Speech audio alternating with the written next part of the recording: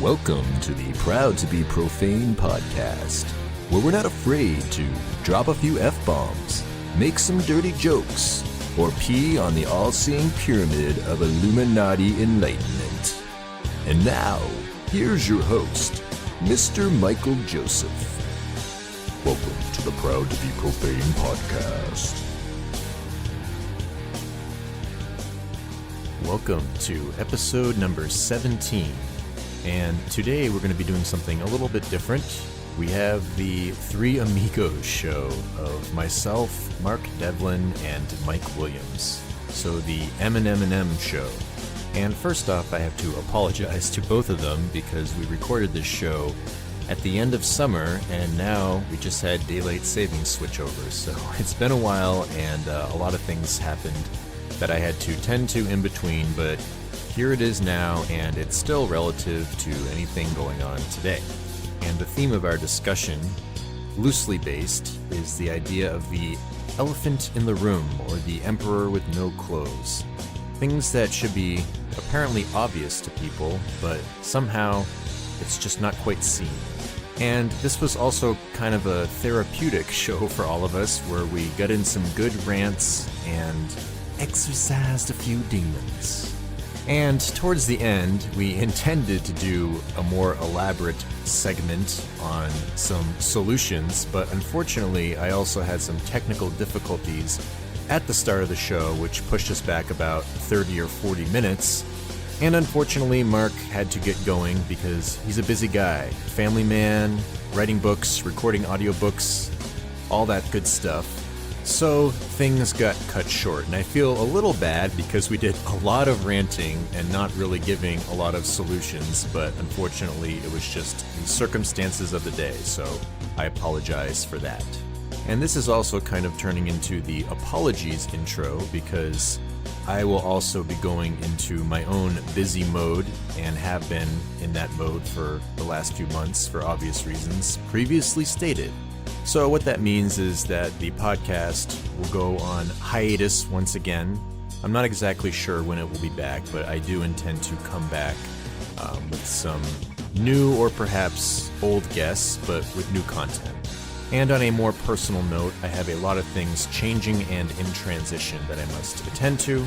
I won't elaborate on it here, but at some point there will be new things happening with the channel, and perhaps a new website with a members section. But until then, let's get into the show and rant on some elephants in the room with Mr. Mark Devlin and Mr. Mike Williams.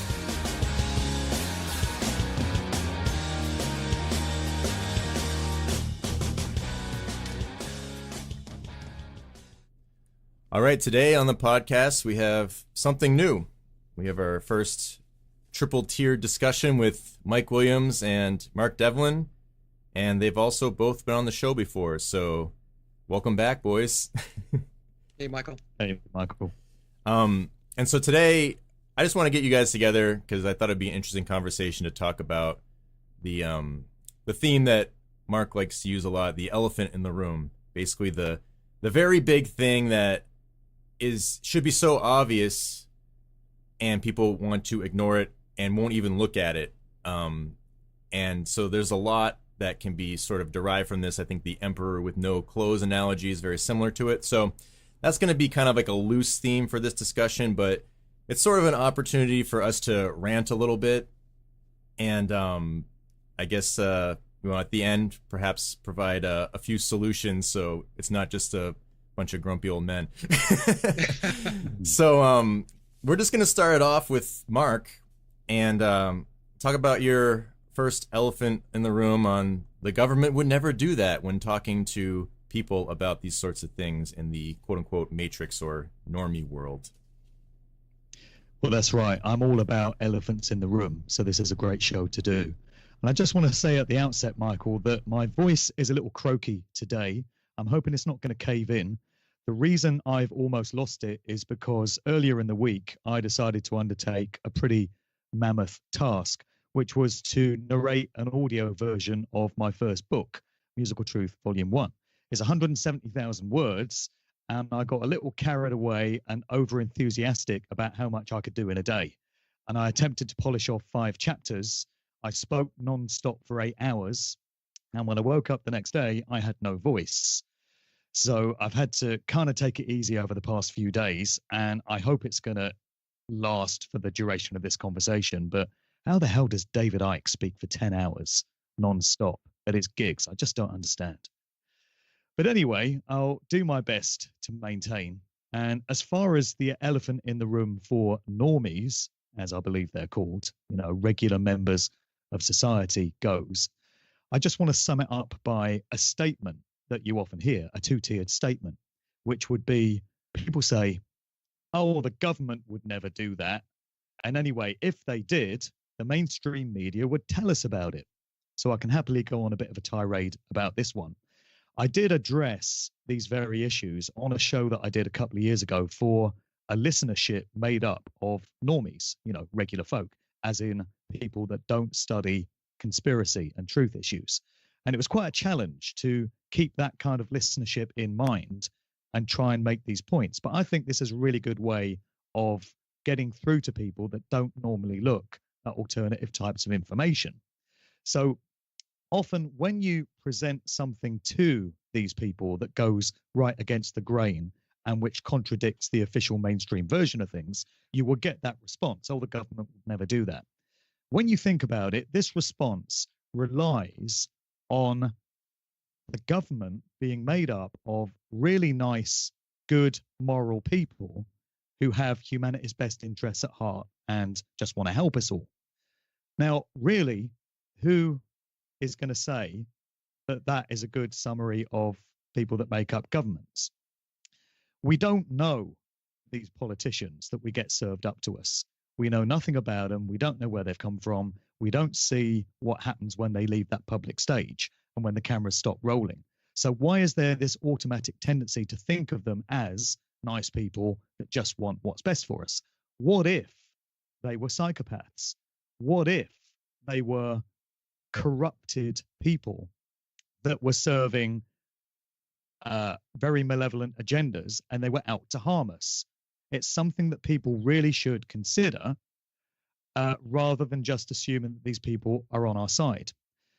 As for the notion that the mainstream media would tell us about what's going on, do people really believe that the BBC and all these other mainstream outlets are made up of brave, courageous, intrepid, conscientious, good, moral individuals that are going to go out there and seek the truth of a matter and then risk life and limb to present it all to us on the evening news? Let's be realistic about it. That's never going to happen. The BBC, to take them as an example, are an arm of the British government concerned with state propaganda. And all the other big mainstream media corporations, CNN and Fox and MSNBC and all the rest of them, are serving the interests of those that own and control them. So can people really expect to get any kind of truth from these organizations when you look into their true nature? It's really ridiculous when you boil it down like that. And another thing that you can often say to people that never really look at truth and conspiracy issues is, okay, I know that you have just dismissed out of hand what I've presented to you in terms of this alternative information, but what if what I've just said to you really is happening?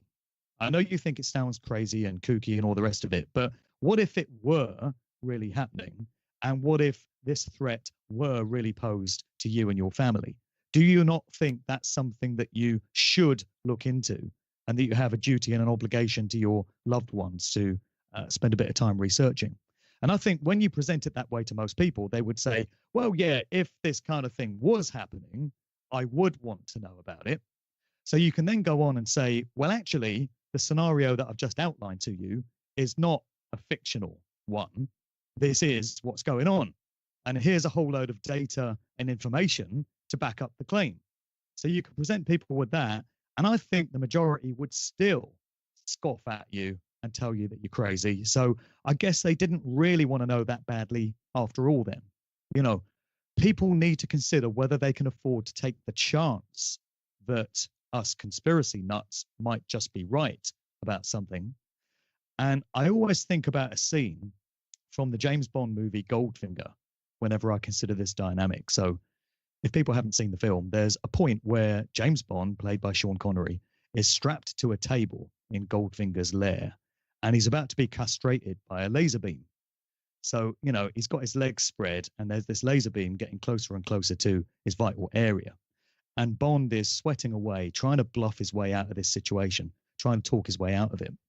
And he tries to get Goldfinger to believe that he knows more about his mission and what it is he's up to than he really does. Goldfinger thinks about what he's saying for a second and says, "Oh, you're just bluffing, Mr. Bond." And then Bond responds by saying, "Can you afford to take that chance?" Goldfinger thinks about it for a few seconds, then he shuts the laser beam down and he says, "You're right, Mr. Bond. You're worth more to me alive than dead." So he's considered the situation and he's thought, well, he may be bluffing, but I can't afford to take the chance that he's not. And I think that speaks to this situation, because can normies really afford to take the chance that conspiracy folk that are trying to tell them about what's going on in the world might just be right, when the welfare of you and your loved ones is at stake, and when we're talking about the complete enslavement of humanity if these agendas are allowed to continue? And what it all boils down to, I think, is that people have basically comfortable lives and they don't want anything to rock the boat. And this is what the control system relies on. It allows the majority of people to have what they themselves consider to be a basically comfortable life. Of course, there are poor people who that statement doesn't apply to, that have terrible lives. But I think for the most part, people are allowed to have just enough creature comforts to feel that everything's basically okay in the world. And if they were to take any kind of stand against the control system or rock the boat in any way, that would affect the comfortable, cozy lifestyle that they've got. They rather like it that way. They don't want to do anything to upset that. So there's a strong reliance on most people just falling into that mindset. And they don't want to risk losing this, through any kind of opposition to the status quo.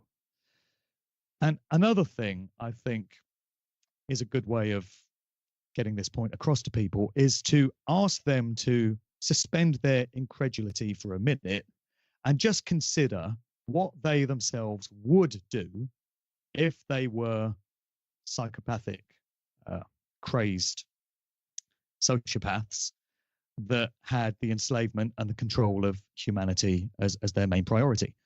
If you were one of these individuals, I know you're not, but just imagine for a second that you were, and this was your agenda. Would you seek to control governments all over the world by corrupting and bribing and bringing on board prominent politicians so that they do your bidding and sing according to your hymn sheet? Well, yeah, you probably would. Would you seek to have all mainstream media outlets that the majority of people go to for all their news and all their information on what's going on in the world? Would you seek to have these organizations absolutely under your control so that you dictate the narratives that they put out? Well, yes, you probably would. Would you seek to lock down the entertainment industry in the same way and make sure that the only people that become prominent movie stars, prominent musicians, prominent TV presenters are those that are down with the program and that are, again, a part of the agendas that you've set out for them? Well, yes, you probably would. When you ask people to consider what they themselves would do in this kind of position, if they're being honest with themselves, I think most of them would acknowledge that they would do exactly what the control system that we have has done.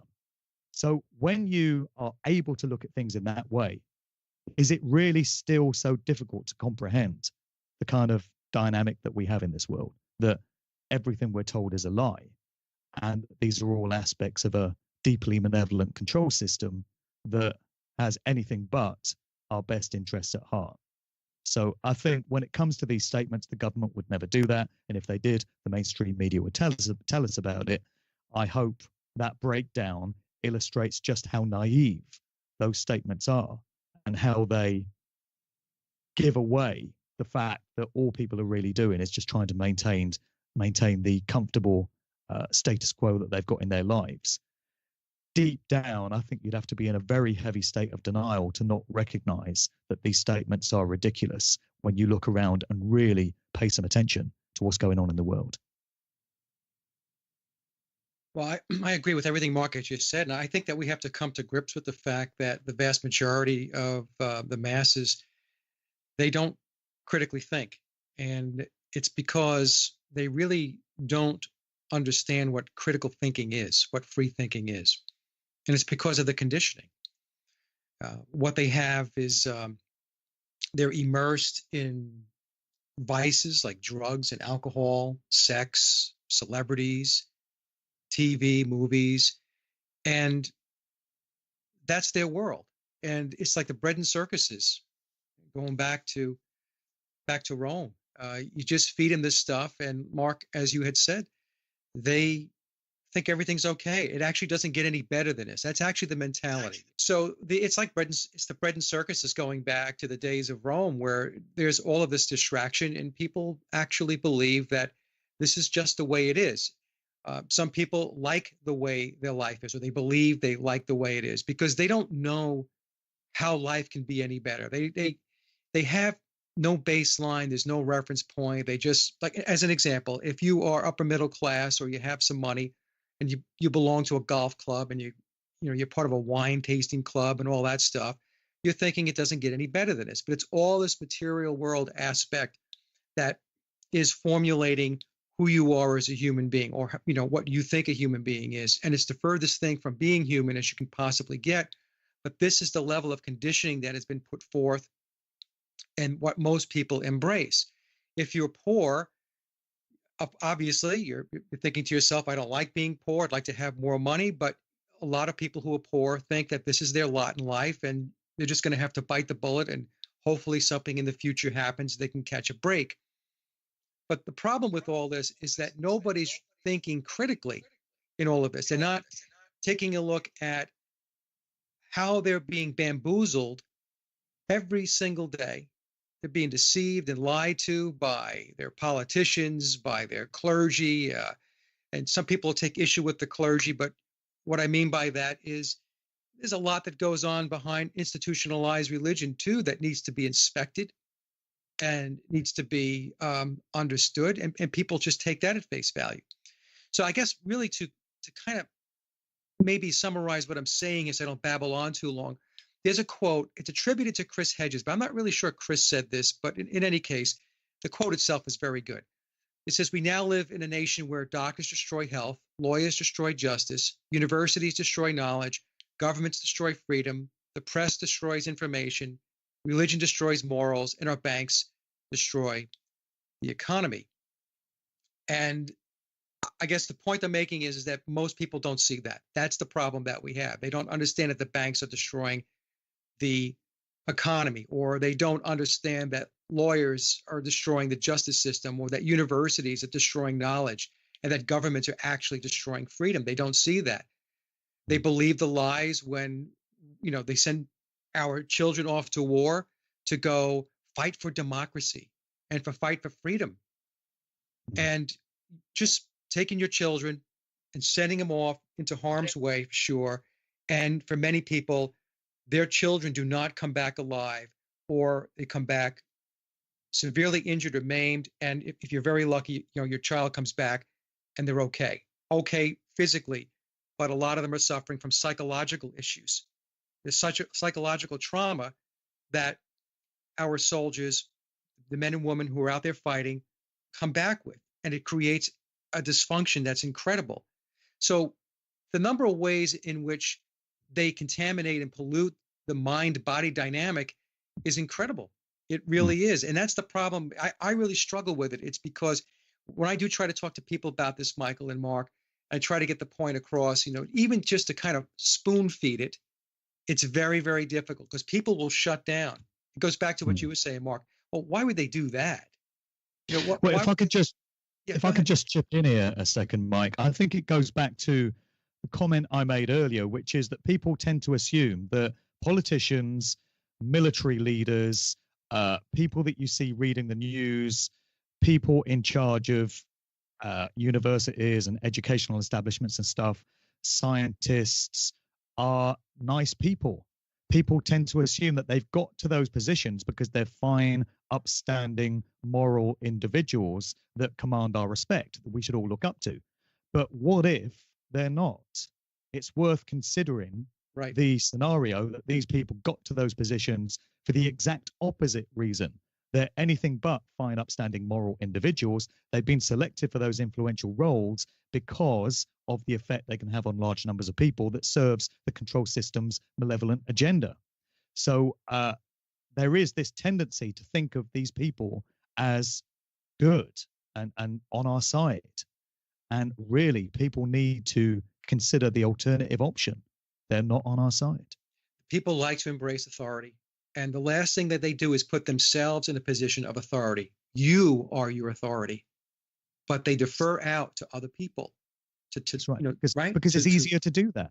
Exactly. It's easier to just disempower yourself to an authority figure. You allow them to make difficult decisions on your behalf, and you kind of tell yourself that in some way they're qualified better than you to make these kind of decisions. So you just go by whatever they decide when it's you and your family's welfare which is at stake.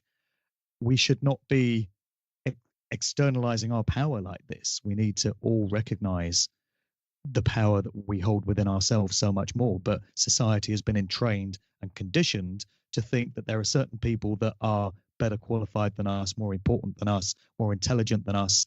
And so, these problems arise. Yeah. Yeah. So Michael, go ahead. Yeah, a lot to respond with that. Like you were just saying about the idea of authorities and stuff like that. I think it's also an aspect of, if you're looking to somebody as an authority on something, I think there's something natural about that depending on your situation in life. Obviously, children, and as you grow up or as you try to learn more about something, you're going to need other people that have more wisdom on a certain topic. But the problem is, I think the elephant with that is that people disregard immoral behavior and suppress it or ignore it. And so who cares if somebody knows a lot about a subject if they're not behaving in a way that is going to be, I guess, have a soul, for lack of a better term, then this is the disconnect. People put faith in the accolades. Like the athletic world is the greatest example. I mean, me growing up, I was like the biggest fan of Michael Jordan when I was like, I don't know, 12 years old.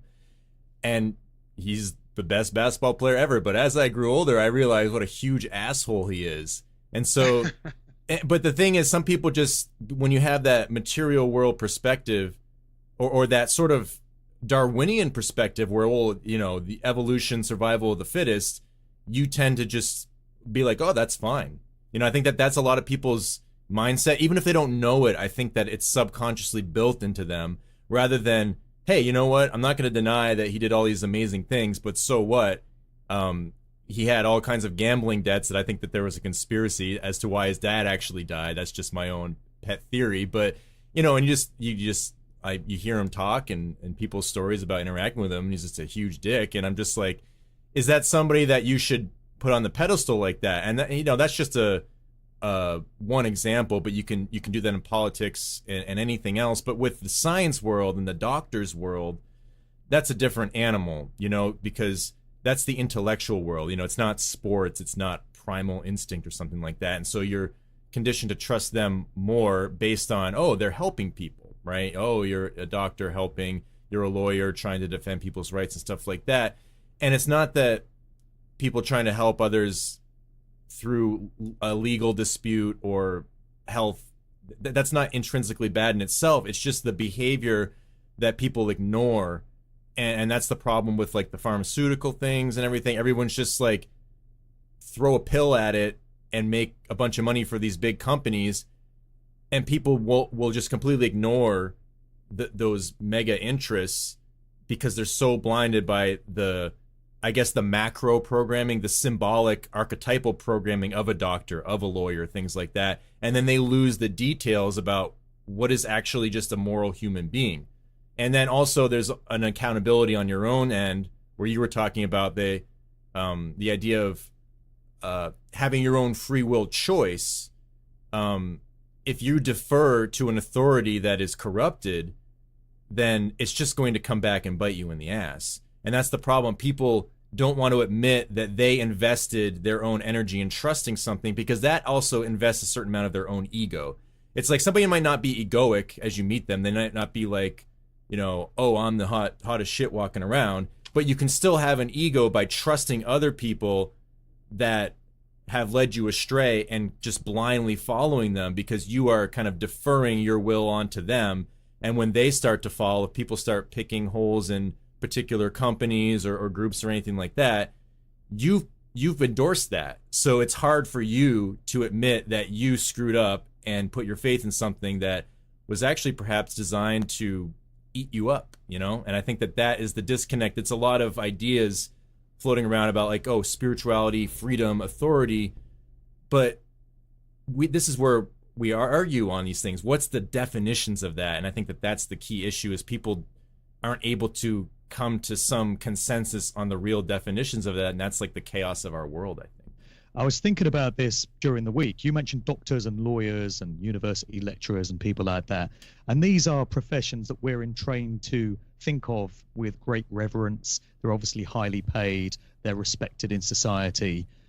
People try and encourage their kids to take on one of these professions. But I was musing in the week over how much we would miss these people if they took a day off, versus how much we would miss other people who have genuinely helpful roles in society. So think about garbage men, right? The dustmen, the guys that come and empty your bins. Now, if they took a day off when they were supposed to come and empty your bins, we'd really miss them. That would really affect us. Think about people that work in sanitation, in the sewage works. If these guys took a few days off, imagine the chaos that would cause. These are people who are really serving communities, and they have valuable, constructive roles. Compare that with a lawyer or some kind of lecturer. Would we really miss a lawyer if he took a day off, And it's obvious that the roles that are the best paid and the ones that are the most respected in society are the ones that serve the control system the most, in terms of the indoctrination and the mind control and the way they want us all conforming and thinking about things. But they're not the most valuable roles in society. Those are these more humble, working class, hands-on professions, which aren't financially rewarded very well, but they have the true value in society. So once again, it's another example of how everything is twisted and inverted upside down in this crazy world in which we find ourselves. Just a random thought I wanted to throw in there. Yeah, and then you think about the bureaucracy that creates all these jobs that people are really not doing anything, but these are kind of like the higher echelon jobs, And if you create a sick society, you're going to have more social workers and all these sorts of things that probably aren't even necessary if people on that, the level of the average person took a bit more responsibility on some things. And before I throw it over to you, Mike, I'll just give a quick example of, destroying yourself. It's like looking at certain celebrities. Like I always like using Beyonce as this example, and she had her whole Black Panther Super Bowl thing, right? And everyone's like, oh yeah, down with white privilege, all that kind of stuff. And it's like, well, she's on stage wearing like $500,000 worth of diamonds that probably came from slave mining in Africa, and everyone's saying she's this great social justice warrior. I mean, that's an elephant in the room to me. Like, that is a disgusting display of hypocrisy, but people don't care. They care more about this idea of feeling like they are, fighting oppression rather than actually looking at the logistics of it. So go ahead, Mike. No, I was just going to say, at Mark's point, going back to authorities and lawyers and doctors, and one of the things that I have said on many other shows is a lot of folks that are in these professions are actually very good people. I'll use the medical profession as an example. Many people who are doctors and nurses and so on, technicians, they're very good people and they really want to help. The problem, though, is that they are experts in a field where they are only allowed to know so much information. In other words, people like to say, oh, in the United States, we have the best medical care, which we don't. We have the best medical technology. Well, we don't. And what I mean by that is that it's all geared toward this approach for medicine, which is essentially, this is what Western medicine comes down to: surgery and pharmaceuticals, and any other alternative types of medicine. Cannabis as an example, rife technology. It goes on and on and on. People listening to this will understand what I'm saying. That's never talked about. That's never brought to the forefront. When it was getting some traction, they make sure they squash it right away. And so the point I'm making is that people who are experts in these areas really are experts in a sub-optimized approach to healing. But we put them on a pedestal because they're really smart at this sub-optimized process. But most people have no clue that it's sub-optimized. I know people, friends, very close friends, who are going through some very rough times now with regard to health issues. And anytime I try to talk to them about perhaps getting an alternative perspective or view from an integrative medical doctor or a doctor of natural medicine, they don't want to listen to it. They would rather go to the Western doctor and have them prescribe the chemicals, which are the drugs, the chemo, if you have cancer, those types of approaches, which when you do the research, as you guys have and I have, I'm not saying, I'm the ultimate expert in alternative medicine and healing, but I know enough to know that these approaches that they are rolling out to the public and to the masses because they're quote unquote unhealthy, these things are not healthy. And people don't want to hear it. They just are so entrenched in the conditioning that says, no, we have the best medicine. We have the best medical technology. This is what you need to do. Don't pay any attention to any of that other stuff. That's quackery.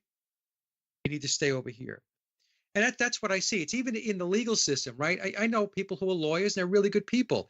But what most people don't understand is the legal system is set up in order to take rights from you, to essentially de-sovereign you, if that's even a word, right? To continue to take your freedoms away. That's what our legal system is about. It's about extracting your rights. And our legal system isn't even embedded in the Constitution. People keep talking about the Constitution, and it's a bunch of nonsense. We are ruled by admiralty law, maritime law. It's corporate contracts, and it's the Uniform Commercial Code. It's the UCC. That is our legal system. But people are still duped into believing that the Constitution means something. And again, I have friends and family that will sit there with their pom-poms in front of their television set and wave them and think, oh, the Constitution, they're violating the Fourth Amendment, they're violating the First Amendment, the Second Amendment, and so on.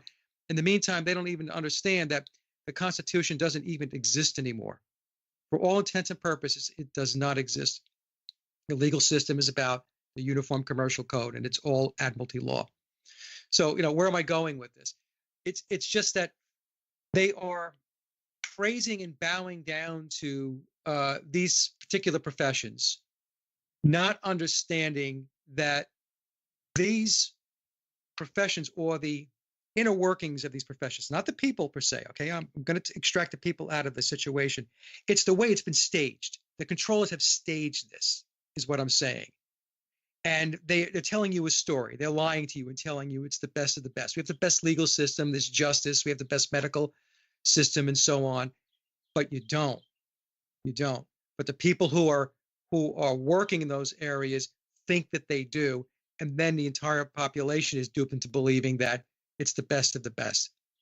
And that's why the whole awakening process, I know I'm babbling on here, is very, very difficult, because trying to get people to take a step back and to take a look at even some of what I just talked about here, like as an example, researching the legal system and understanding what it's really all about. Lawyers belong to the bar. The bar is a secret society that goes back to the crown back in Britain.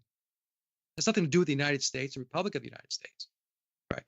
If you try to talk to people about that, right over their head. They don't want to hear it.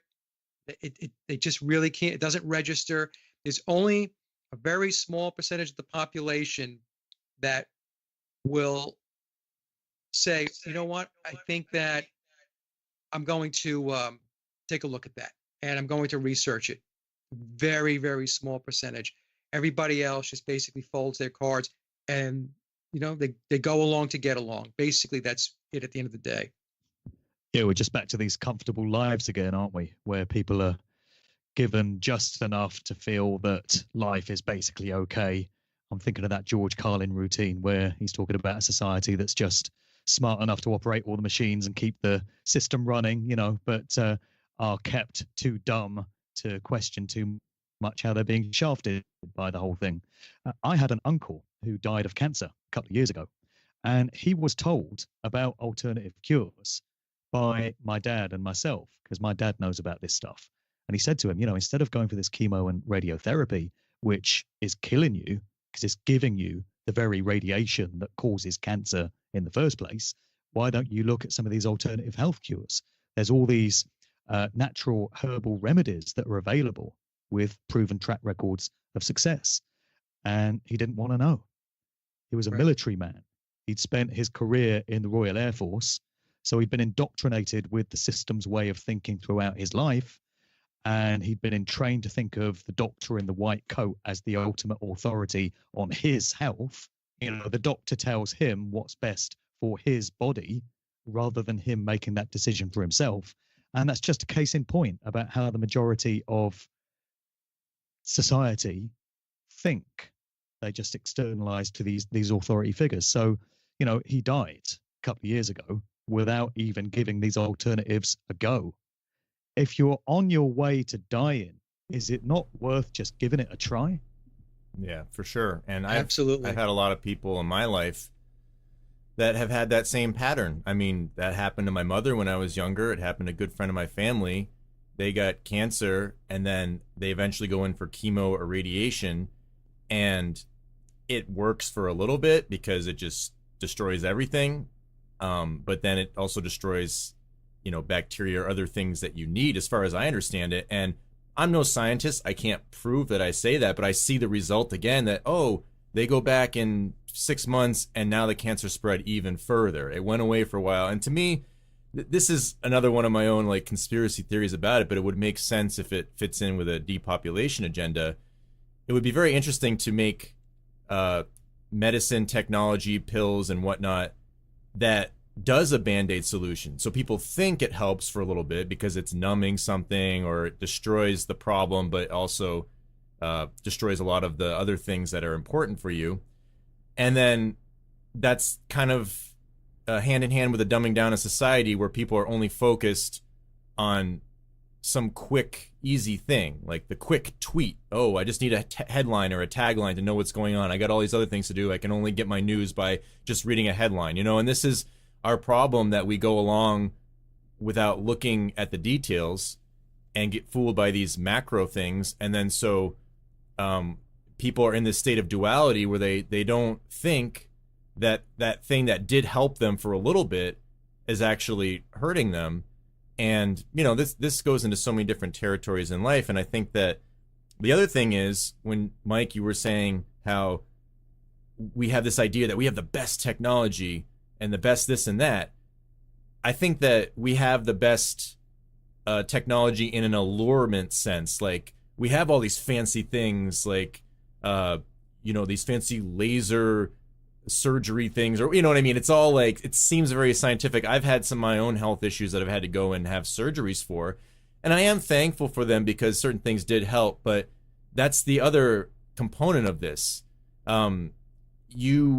There is things mixed in with Western medicine that do work and do help that you might need, but there's a lot of shit too.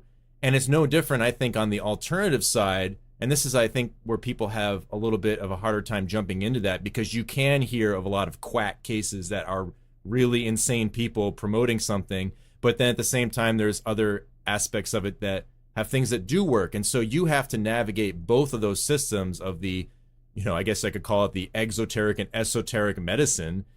And there's problems that you have to have the same discernment when you go into both of them.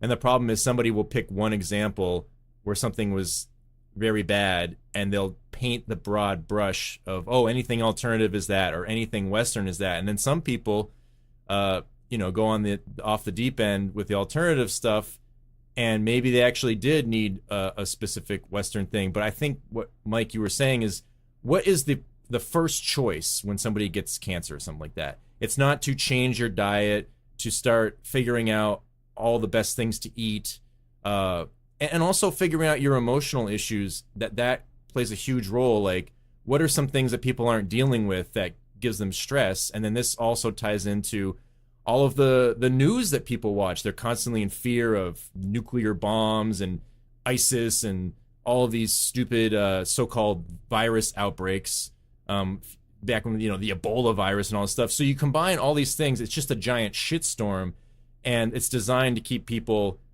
from being able to detach from all of that emotional fear and just kind of look at some of the logical things, and then be able to combine their intuition with the logic in a healthy way. It's like that separation synthesis thing, but we just get thrown into this polarity game with it all, and it really happens from birth, from when we grow up, and we're given this education system where we just go through school and we just get the answers to the tests and we fill in the right things and we know we get an A, and then we move along, but we don't actually understand why that's the answer. And I think that's the biggest problem.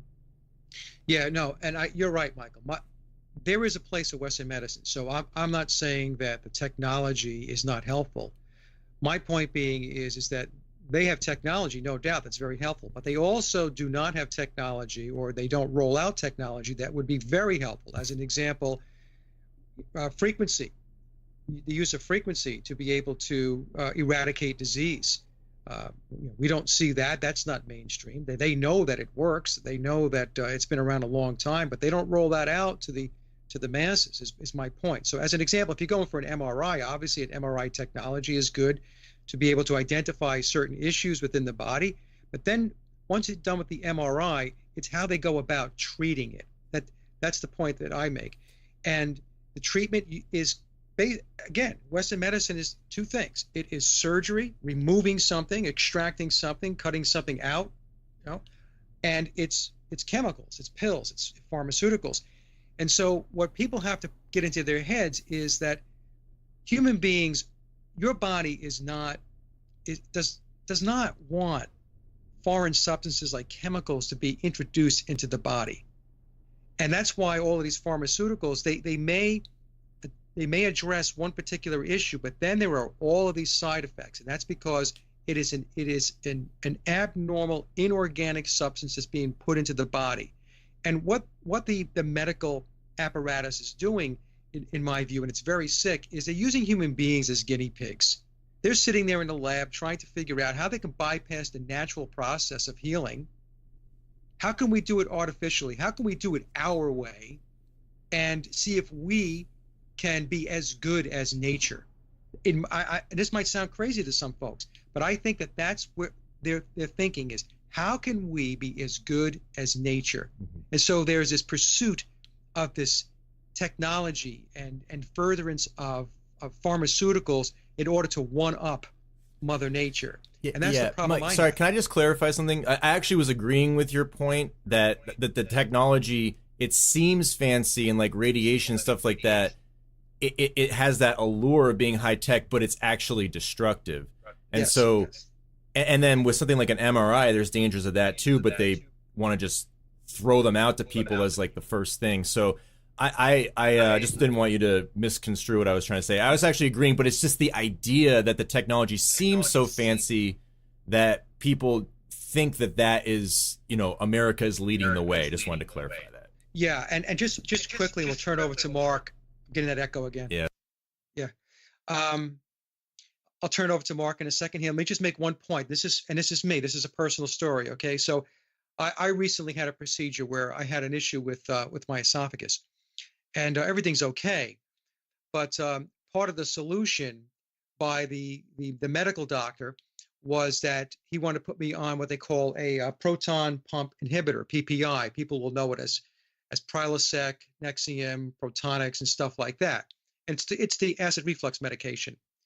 Now, the acid reflux business, the the drugs are, there's going to be an avalanche of lawsuits that are coming, that are on the horizon, because they have found out now that long use of these types of drugs over many, many years actually has now contributed to stomach cancer, cancer of the esophagus, which the medical doctors are actually using as a way to prohibit the possibility of cancer of the esophagus. Now they're finding that people are on these drugs for years and years, and they're getting stomach cancer and esophageal cancer. So when I was done with my procedure, the nurse had come into me, and she was talking to me about, okay, so the doctor prescribed particular proton pump inhibitor, PPI. For me, it was Protonix. And I said to her, well, you do know that there are significant problems with these drugs. And I spoke to her about stomach cancer, cancer of the esophagus, and he had prescribed it to me. He said I had to be on it for life. Now, the point I'm making for the audience is that the nurse and obviously the doctor are completely unaware of what is brewing on the horizon with these particular drugs. That they don't have the wherewithal. They're not looking at it. They're not researching it. They're not every once in a while taking a step back and saying, let's take a look at what it is that we're prescribing. Let's take a look at the whole process of how we're going about this. No, they're just handing it out the same as they always did. And it was very, very disheartening to me, because the nurse said to me, she goes, really? Are you serious? I'm like, yeah. I mean, I'm not going to sit here and make it up. I'm in the recovery room.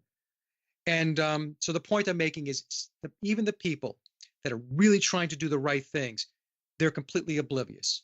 They're unaware of the consequences of what it is that they're engaged in. And like I said, they're good people. They just don't know. Well, what Mike was saying just there about how often when you're given pharmaceutical drugs, they bring on various side effects, but you don't have to worry because there's going to be another pharmaceutical drug to treat the side effect. And this happens so often as well. So you have people on 5 or 6 different types of medication, all prescribed by their doctor, and it's just this ongoing chain of symptoms that it's being used to treat. Of course, the pharmaceutical cartel doesn't mind that at all, because they're all about profit and they don't want healthy people. It's in their interest to have a nation of sick people because that's their customer base. And so it continues on. And the crazy thing about so many pharmaceutical drugs is that they are manufactured to mimic the effects of naturally occurring plant medicines and herbs. So in laboratories, they're synthesizing products which occur in nature. Now, I might be a bit slow on the uptake here. Maybe I'm not the smartest guy, but I can't help thinking that you could just go straight to nature and administer the plant medicine in the first place to avoid making all these chemical concoctions with all this unnecessary cost attached to it. Maybe I'm just missing the point here. And I think another aspect of all that, where you've got this control system taking things that occur in nature that are inherent to creation and creating their own bastardized, golemized laboratory versions of it, is just another expression of the satanic mindset that pervades this society, which is all about taking something that is inherent to nature, that occurs in creation, and turning it on its head, twisting and distorting it, and coming out with the exact polar opposite of it. So that's why we've got medicine being administered that's anything but natural. And it just speaks to the society that we have. We're getting into the realms of artificial intelligence and transhumanism here, and I want to have a bit of a diatribe and a rant about that as we progress in the conversation. But that's just another expression of what we've got going on. We've got an all-pervading satanic mindset, which is at the heart of the control system. And that's why everything that's natural and is good for the human body is being squashed and kept out. And everything that's artificial and synthetic is being pushed as the only way to go about things. Yeah, and I think what you were saying, Mike, about your experience, them trying to be pill pushers on you, I mean, I've had that experience too, where I went to a doctor. It was the first time when I moved down to Boston. I got set up with health insurance. I figured, okay, I'll go get checked up. And, being down here, traffic's worse. There's a lot more stress going on. So I was trying to find this place.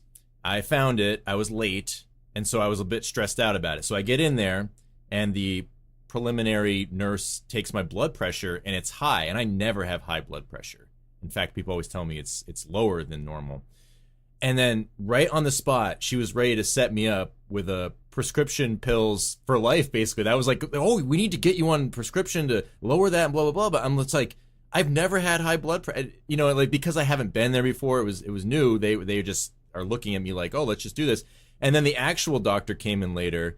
And like you were saying, Mike, there's like people in this industry, they're trying to do good. And some of them do know what they're talking about. And this woman was like, oh, were you stressed out getting here? I was like, yeah, I was late, whatever. And then she took my blood pressure, 30 minutes later, and it was back to normal.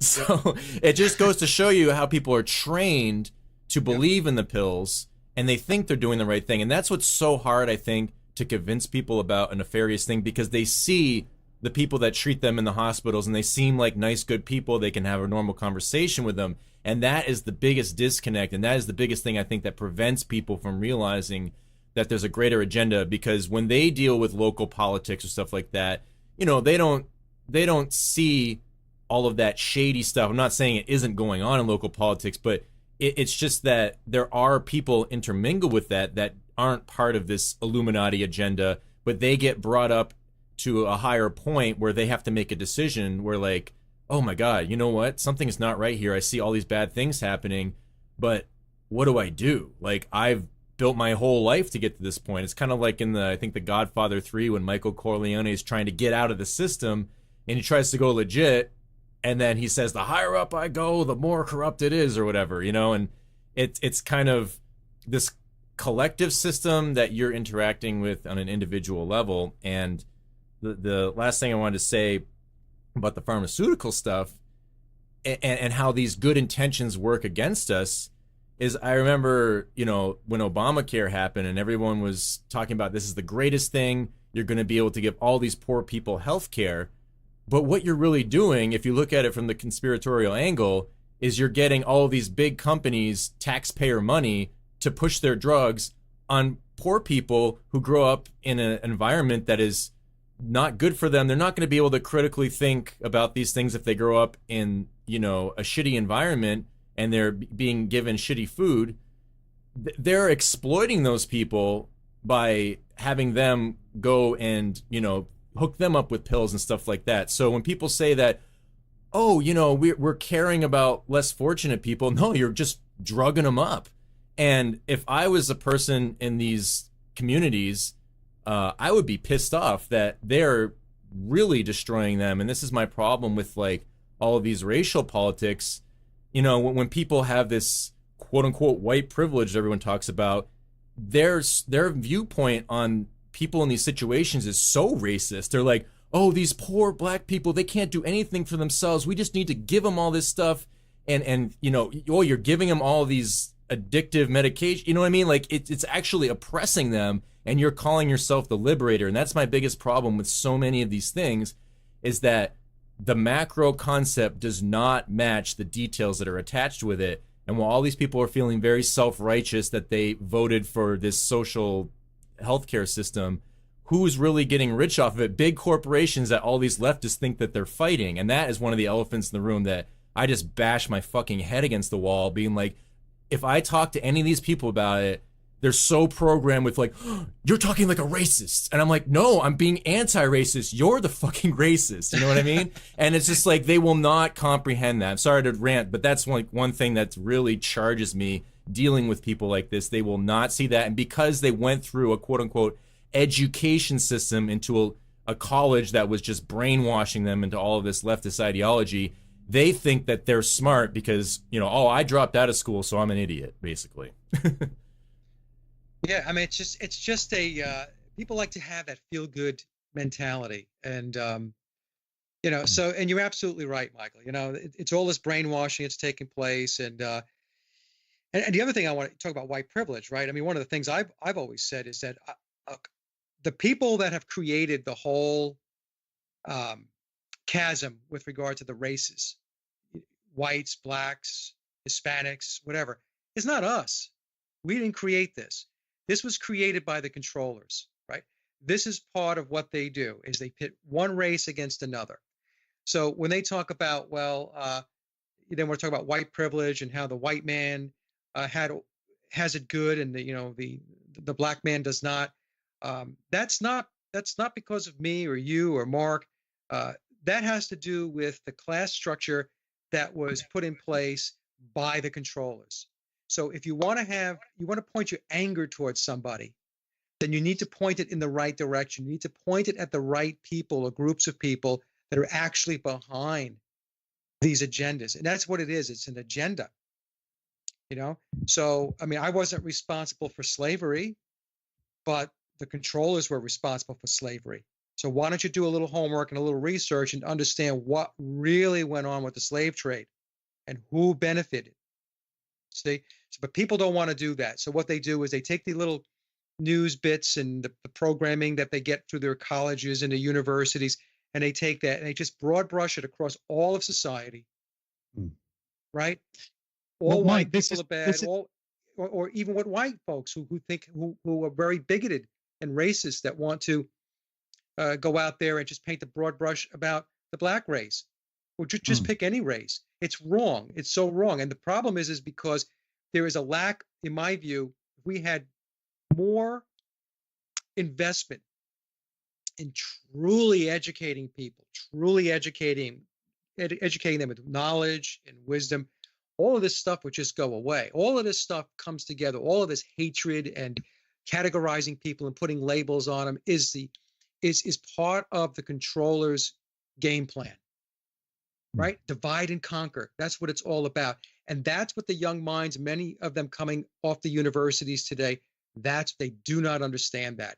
And that's why we have this mess out there. It's a total circus out there. It's a clown show. What you were saying there, Mike, about how we didn't invent all these problems with race relations and slavery and all the rest of it, and yet people don't tend to go after the ones that did. They just focus their anger and their attention elsewhere. It's the same thing as when the likes of you and I try and tell people about the true nature of the Beatles or the Rolling Stones or the Doors or some other aspect of how the corporate music industry was constructed to mind control you and sow cultural values into society and things like that. Instead of getting mad at those that put these programs into place, or even the musicians themselves, they get mad at the likes of you and I, telling them that it's going on. It's a case of shoot the messenger. People get really pissed off at you and they'll say, why did you have to go and do that? You've ruined my memories of the 60s. You've tarnished my view of my favorite rock icon. You've ruined it all for me now. But really, they should be getting mad at those that put these things into place. But it's far easier to get mad at the messenger than to go to the very root of the problem, because that's just going a little bit too deep for most people. And once again, we're back to people not wanting to upset their comfortable little lives, the status quo that they've got. People like to labor under the delusion that things are basically okay. I think most people would acknowledge that there are some problems in the world, but they see these as random standalone things. A terrorist incident here, a financial bank collapse there, a corrupt government in this country. They don't tend to see it as connected and as indicative of a wider problem. They think that basically life is okay. And if we can just iron out the odd problem here and there, we can just go on as before, as we were, business as usual. Like the pharmaceutical industry, business as usual for them is dishing out as many pills and as many doses of radiotherapy as they can. Business as usual in the meat industry is slaughtering as many animals as they can per year to provide for people's meat eating habits. And there's all these different expressions of society where it's business as usual.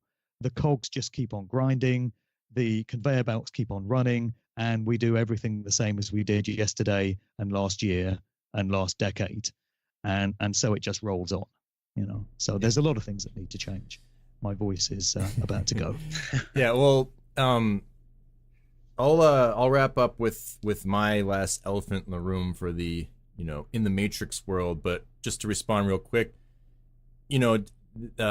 Mark, you've talked about the prison system and hip hop and stuff like that, and the exploitation of black people through that, and that is real. We're not saying that there isn't exploitation that's racial, but people want to target it to just one group has been oppressed, where you can look to white Irish people being oppressed. There was actually a slave trade that took Christians from European nations to the North African Muslim nations, and there was I'm starting to read this book called, I think it's Christian Slaves, Muslim Masters, and all of the people who were the masters were black Muslims. So you can find oppression of any group, and I think that that's what people don't realize, is that the entirety of humanity in every race is being oppressed by all these controllers, but there is an aspect of our own complicity in it where we allow these things to happen, or we put people up on a pedestal that are doing this to us, and it's the Stockholm syndrome. But that aside, this kind of transitions into my elephant in the room, and it's really about people worshiping well, first of all, the news as like this source of education and truth, and then from that, just the education system itself. So it's like, this is where I always go with people who aren't looking into any of this conspiracy stuff and would probably look at me like I have two heads if I started bringing it up. But if I want to try to engage in some of the issues, I always go to television, and I'm just like, I'll tell them, like, I don't watch TV. I haven't watched TV for a long time. I don't own a TV. Yeah, I go online and I watch certain things, but at least I have an element of control, versus when you watch TV, everything that's on there is paid programming by corporate entities that allow something to be on there. No matter if they're revealing some truth or not, it's still always controlled to suit their agenda. So my biggest problem was, when I was growing up, my dad would always have the news on, and I'd just walk by and I'd see what they were talking about, and I'm just like, it would just drive me crazy, because they talk to the people like they're 2 years old, and they give you all of these statistics and facts that they don't tell you where they come from. Like, oh, new studies say that this or that. And I remember at least learning in school how statistics can be distorted.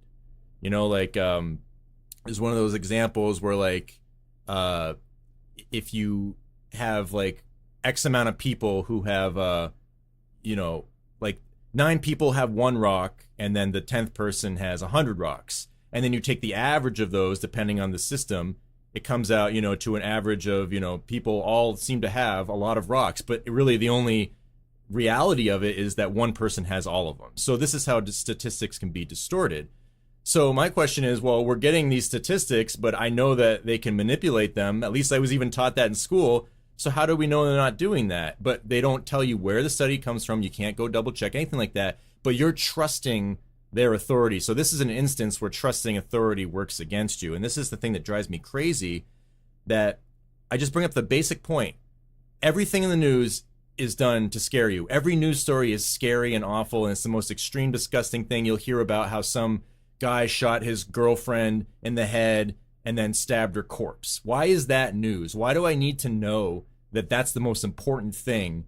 And this is the problem. Like, people are just constantly in fear when they watch the news. I'm like, is there never a decent story? Is there never like a normal, like, why are all these events so extreme based on outside of my own perception? When I walk around in my community, I never see any of these things. I might hear a story here or there, but that's not my general reality. And so my question is, like, how is that an accurate representation of things? And why is it always based on fear? To me, it's obvious that there's an agenda, but people will never get that. They're so blinded to think, oh, I'm informed, I'm enlightened because I know what's going on in the Middle East because the news told me so.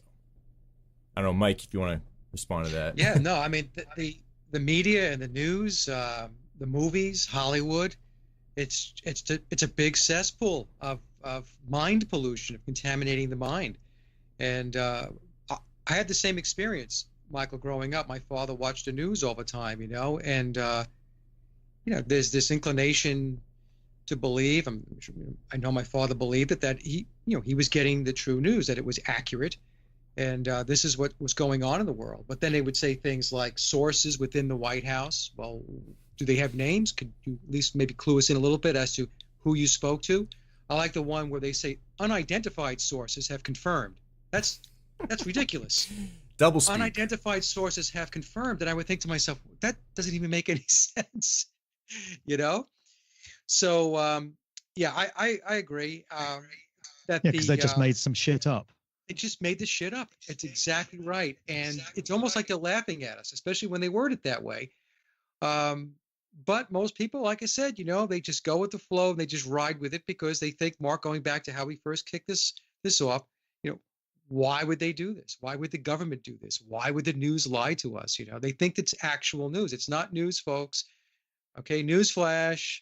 It's the Ministry of Propaganda. You're getting propaganda. That's what you're getting. And you're right, Michael. I'm glad you brought the point up. They never, ever talk about anything positive. You would think nothing good ever happens here in the world.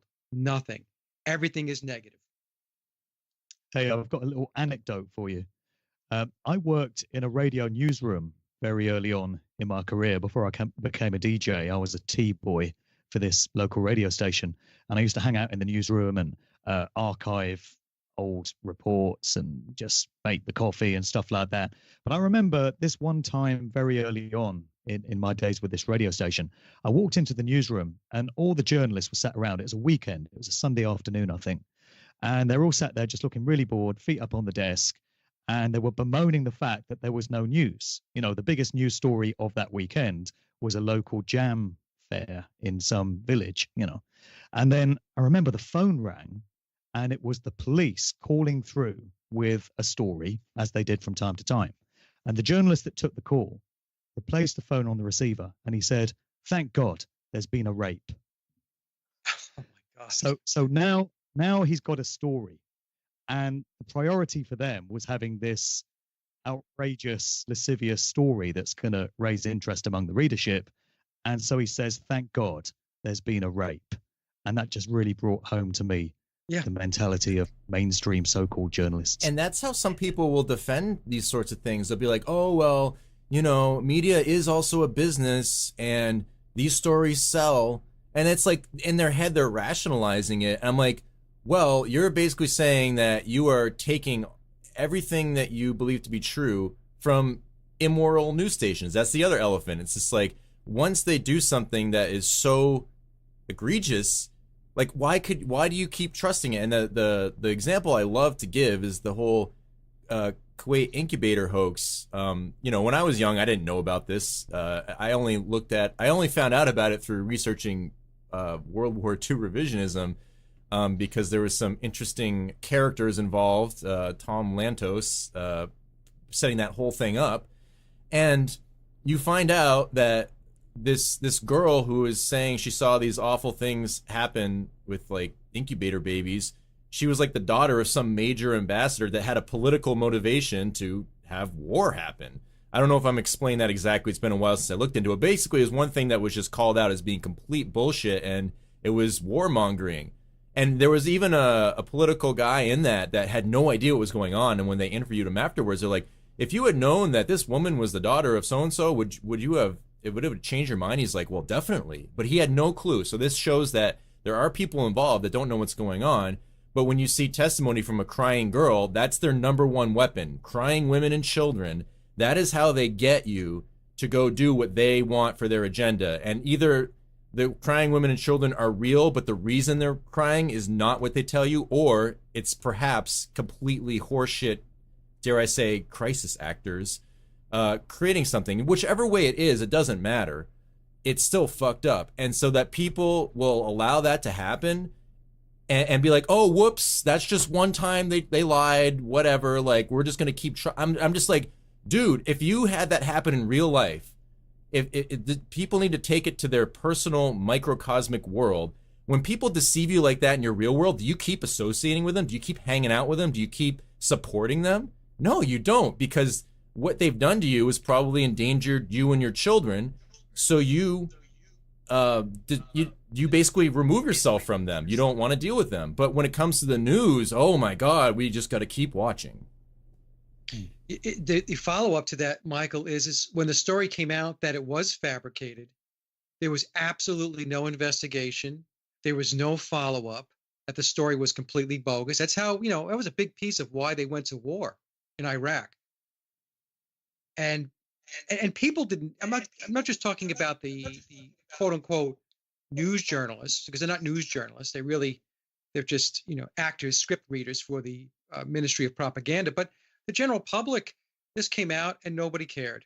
Nobody cared. And then what happens is they come out with some other lie and people fall for it again and again and again and again. It's just, I don't know. I don't know what to say. I don't want to sound like, a big rain cloud here, but I don't know how to break the code in mass, because the same things keep happening over and over again, and people just react the same way over and over again. Well, maybe I could throw something in here, because we probably need a bit of optimism at this point. And there were a couple of points that I did want to raise. I've noticed that the control system has taken to having to cover itself against the exposure of some of its fuckeries recently in a way that they didn't used to bother doing. So it's probably worth looking at a couple of these. During the week, we had some really bizarre cloud formations over the UK. I can't think what could possibly be responsible for that. But you had these rows of clouds, all in lines, going right the way across the sky. And they were described in the mainstream media as streets. They were saying there are unusual streets of clouds. And what you had was several newspaper accounts of what was going on. Of course, it was a complete whitewash, forgive the pun, and it was damage limitation. And what they were saying was, oh, it's the muggy weather has created this kind of anomaly whereby the clouds are forming themselves in this way because it's strips of cold air and warmer air arranging themselves in this way. It's complete bullshit, of course, but they felt the need to have to address it because so many people now are starting to notice that the skies are very fucked up and don't look the way they should. So they've had to come out with this cover story, I also saw in the week newspaper reports addressing hand signals that are flashed up by celebrities. So, Really? All the newspapers, That's funny. 666, the covering of one eye, the pyramid. There are so many sports stars, footballers, and actors and TV presenters and musicians now doing these things at press events and when they're caught out in the public and stuff, that the mainstream media has felt the need to address it. Of course, they're not telling you that these are occult hand signs, and they're not telling you the mystery school teachings that they tie into. They're just saying, oh, look at this bizarre sign that this footballer flashed when he scored a goal the other day. And they're making out it's just a big piece of fun and it's nothing to worry about, folks. It's just their way of expressing themselves to the camera. But nevertheless, they felt the need to address it. You've also had mainstream outlets doing analyses, in inverted commas, of symbolism that appears in music videos. So it's all the stuff that I and many others have talked about for years, all this occult stuff that gets inserted into music videos. They're feeling the need to take these apart now and say, oh, look at Jay-Z and Beyonce doing all this crazy stuff. They're just, expressing themselves in this way. It's a way for them to look fashionable and cool. So they're just writing it all off as something innocent, nothing you need to worry about, folks. But nevertheless, they're having to address it. So I've noticed the system is responding now to the large number of researchers, the likes of us, that are putting alternative information out into the public domain and saying, here's something you need to look at. So it's like we're starting to drive the narrative and we're starting to prompt them into taking action against things that we're talking about. And that never used to be the case. So although it's damage limitation and although it's them giving a false account of things to the general public, I think there's some optimism to be drawn from the fact that they're, to a certain extent, dancing to our tune now. Don't know what you guys think about that. Yeah, I think that the purge from all the major social media platforms, as much as that's a huge problem, is because a lot of people are looking to those platforms for this sort of information. And the excuses that they give us about these things, I think enough people are starting to see, well, this is just dumb. It's just sort of like, you have all these people making all these occult hand signs, and then there's all of this Freemasonic stuff into movies, and that's becoming very prominent, people analyzing those things. And you have to ask, well, why does every freaking movie we see have some sort of an occult initiation theme to it? Why are all these things there that nobody is telling us that are there? It just doesn't become a good excuse anymore. Like, oh, occult stuff is just in right now. It just sells because it's cool. People can make that excuse, and the people want to rationalize it will buy it. But I think that a lot of people who might actually, I guess, entertain looking into these things, they will actually be aware of it because of these sorts of stories. Because for me personally, I didn't wake up because I just didn't know about a lot of this stuff. I didn't even know there was this thing called the Illuminati or whatever. Like, I was just so in my own bubble because I was just in my life working on music, and I just didn't care about this sort of, like, I didn't really think about it. I had suspicions about things being wrong in the world. So I think that this actually helps because there's enough people that, especially younger people, despite people wanting to shit all over millennials, they're going to be more open to these sorts of things because they still haven't gone through as much brainwashing as people when they're looking at it in their 40s or 50s. It's kind of like a bitter sweetness to all of this, I guess, with like these sorts of themes. And then I'm actually surprised that the cloud formations weren't blamed on climate change, because it's like, that's like this thing, oh, just blame anything weird on the weather on climate change, right? That's kind of how they go about it. They said it was down to muggy weather, but the problem with that is that it wasn't actually muggy on that day. It was actually quite cool.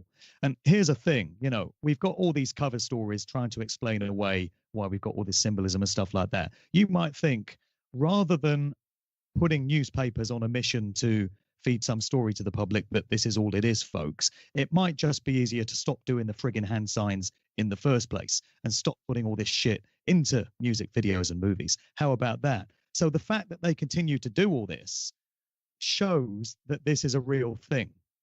I've been talking for a very long time about revelation of the method, placing the truth in plain sight, aspects of predictive programming, which is why you get all this stuff cropping up. It's obviously important to them to do this stuff. And it really is a thing. Otherwise, they would just simply stop. They would say, we're tired of having to explain this. Let's just stop doing this shit. But, what it is the hand signs and all these gestures and stuff are methods of communication to those in the know. It identifies the individuals that are down with the program, that have been mind controlled or whatever, that are part of certain secret societies. And it's also there to mind control the general public and put subliminal ideas into their mindset. It's very important that they continue doing this. They want to continue doing it. So now they've got to invent their bullshit cover stories to explain what it all is, and just hope to placate an unthinking general public with some infantile explanation. Well, Mike, why don't you respond, and then after that we'll go into Mark's tirade on techno. Okay. I was just going to say that we are making a dent, but here's the problem that we have. For us to make a dent, we have to pour immense amounts of energy and time into our research and to get it out. And to get it out, it's very difficult, right? Because we have these platforms. We don't have a mass media helping us out with our information, trying to reach as many people as possible. Of course, they know this, right? This is how it's set up. So when they come out with their cover stories, what happens is, and again, I'm not trying to sound like a Debbie Downer here, because we are making a dent. There's no question. But just their one blurb on all of their mass media that blast out there has an effect on all the time and research that we've put into it. So in other words, we can put in hundreds and hundreds and thousands of hours into our research, and they can just spend 5 or 10 minutes putting some bullshit story out there. And many, many people will sit back, suck down the beers, have their chips, and things go back to normal. That is what we're up against. We're up against really a machine that is just huge. And that's why it's a struggle for us. And the last thing I'll say about this is that this is why I believe that they also did what they did with Alex Jones at InfoWars, right? So I'm not a big fan of Alex Jones at InfoWars. In the very beginning, years ago, I used to watch it, and then it became very clear to me that and there are going to be folks that won't agree, but he's controlled opposition, right? That's my feeling. But what they did when they yanked him off of Facebook and they yanked him off of YouTube, and I think they took him off of Twitter now too, is that was a maneuver where they wanted to paint all conspiracy researchers, all alternative researchers. They wanted to broad brush them with the Alex Jones brush. In other words, Michael and Mark and Mike Williams, we're just like Alex Jones. That's who we are. We fall under his umbrella. And they tried to damage us that way by taking what they built up as the kingpin of conspiracy theorists, Alex Jones, and then try to pull us all under that tent and then take him out. He'll be back, by the way. That's my prediction. He'll be back. But that's part of the maneuvering that they do. That it's very calculating what they do. It's very hard for a lot of people, I think, to get their arms around the fact that the things that they do, their approaches and their techniques, very thought out in advance. They didn't just pull Alex Jones down. They made it. Somebody woke up one day and said, "Oh, let's take him down because of blah blah blah." That's been in play for a long, long time. That's my personal view, right? Part of a strategy, a long-term strategy. So anyway, that's all I'll say about that, so I don't go on and on. Whether he knows it or not, the whole controlled opposition thing, I think, like you said, you lump everything into one category, and everyone is thinking like, oh, the government's coming to take your kids or whatever. Well, everyone thinks we're all shouty and angry, just like Alex. Exactly. Yeah. And to me, like, the way that he talks about it, like rounding people up and throwing them in FEMA camps, I think that is sort of like an exoteric explanation where, yeah, they're trying to get your kids, but they're just trying to do it through social engineering and stuff like that. Like, think about the mass scale of, like, actually rounding up people like that. Like, I just think that is a fear thing that's promoted in the truther world, where their methods are much more subtle, and it's just like a slow, acidic dissolving of things rather than one big event. They might use a big event to, engage or put the pedal to the metal during a specific time period. And this can get all into, like, a lot of the astrological cycles and the esoteric things, that during this particular time when this planet is in this sign, that might be a good time for them in their mindset to really roll out something like in the 60s with the counterculture and whatever. So 9/11. Yeah, exactly. And so right. To transition, because Mark and I, have talked a lot about the engineering in music, and I think that when I talked to Emily Moyer about this topic of the electronic dance music, there's a lot of parallels to that 60s counterculture and sexual revolution and all of this, openness outside of the borders of the Saturnian structure of American society. And so electronic dance music seems to have a lot of these themes. So Mark, I know this is one of your elephants that you wanted to talk about, that I think it is in both the esoteric and exoteric world, and it impacts both quote unquote normies and then us here in the conspiracy realm. So go ahead and elaborate on that. Well, yeah, it does. Thanks. You'd invited me to raise an elephant in the room that the truther community or alternative researchers tend not to look at or pay attention to. And I am going to go on a diatribe about electronic dance music, specifically the genre of it that's known as trance.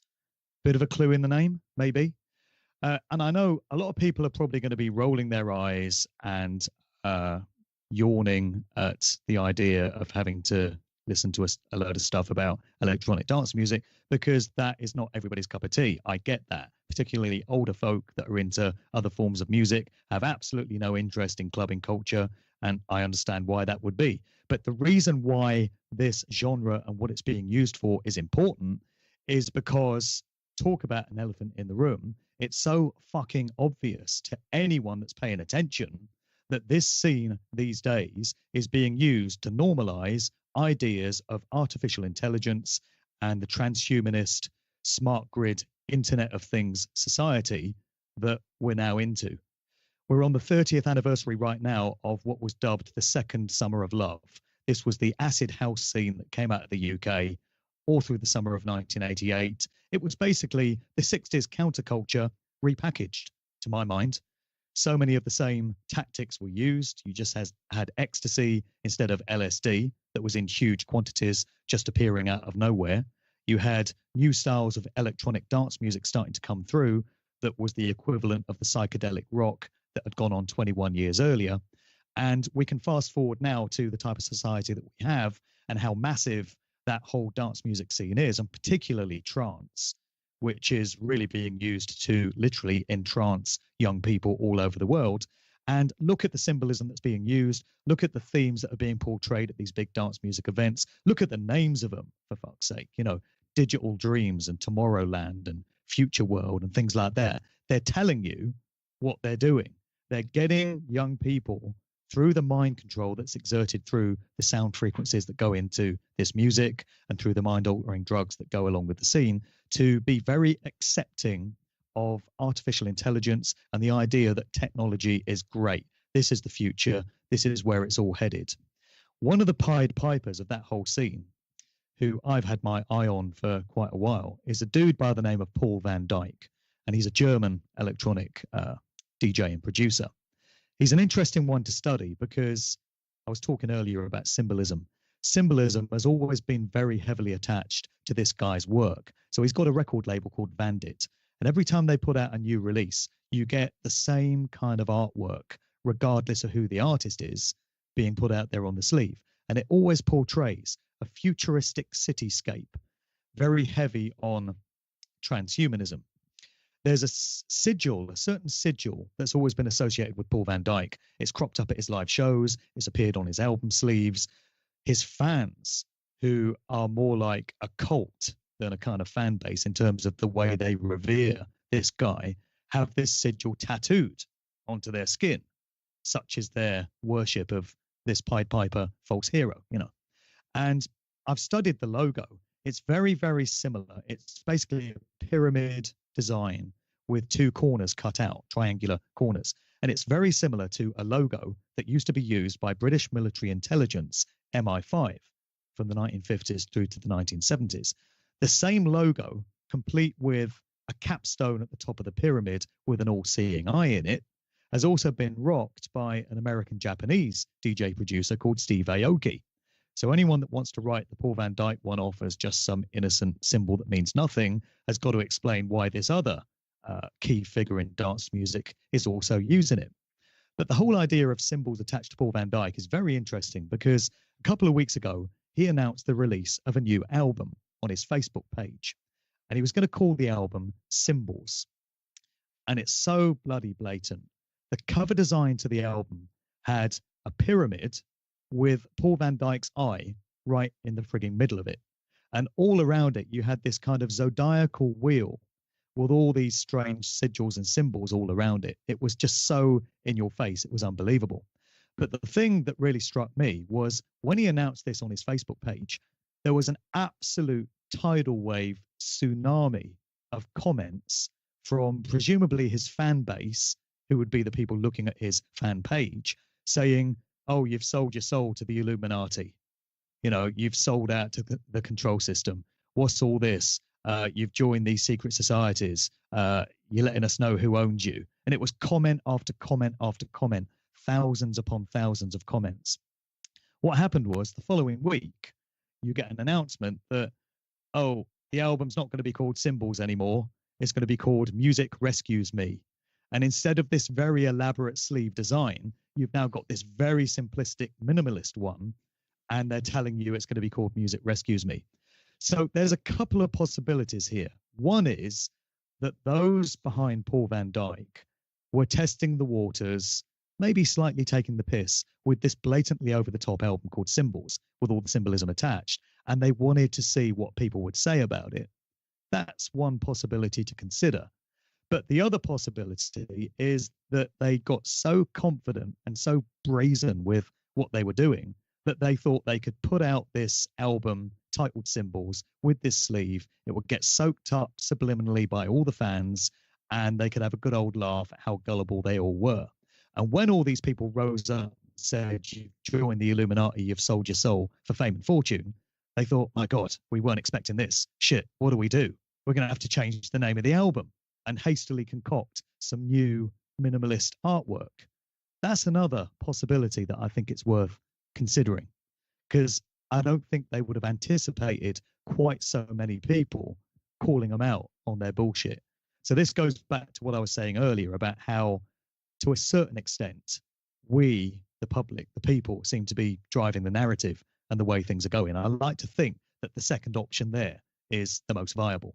But just looking long term at what dance music and trance particularly is being used to normalize this artificial intelligence society, that is certainly being ramped up big time.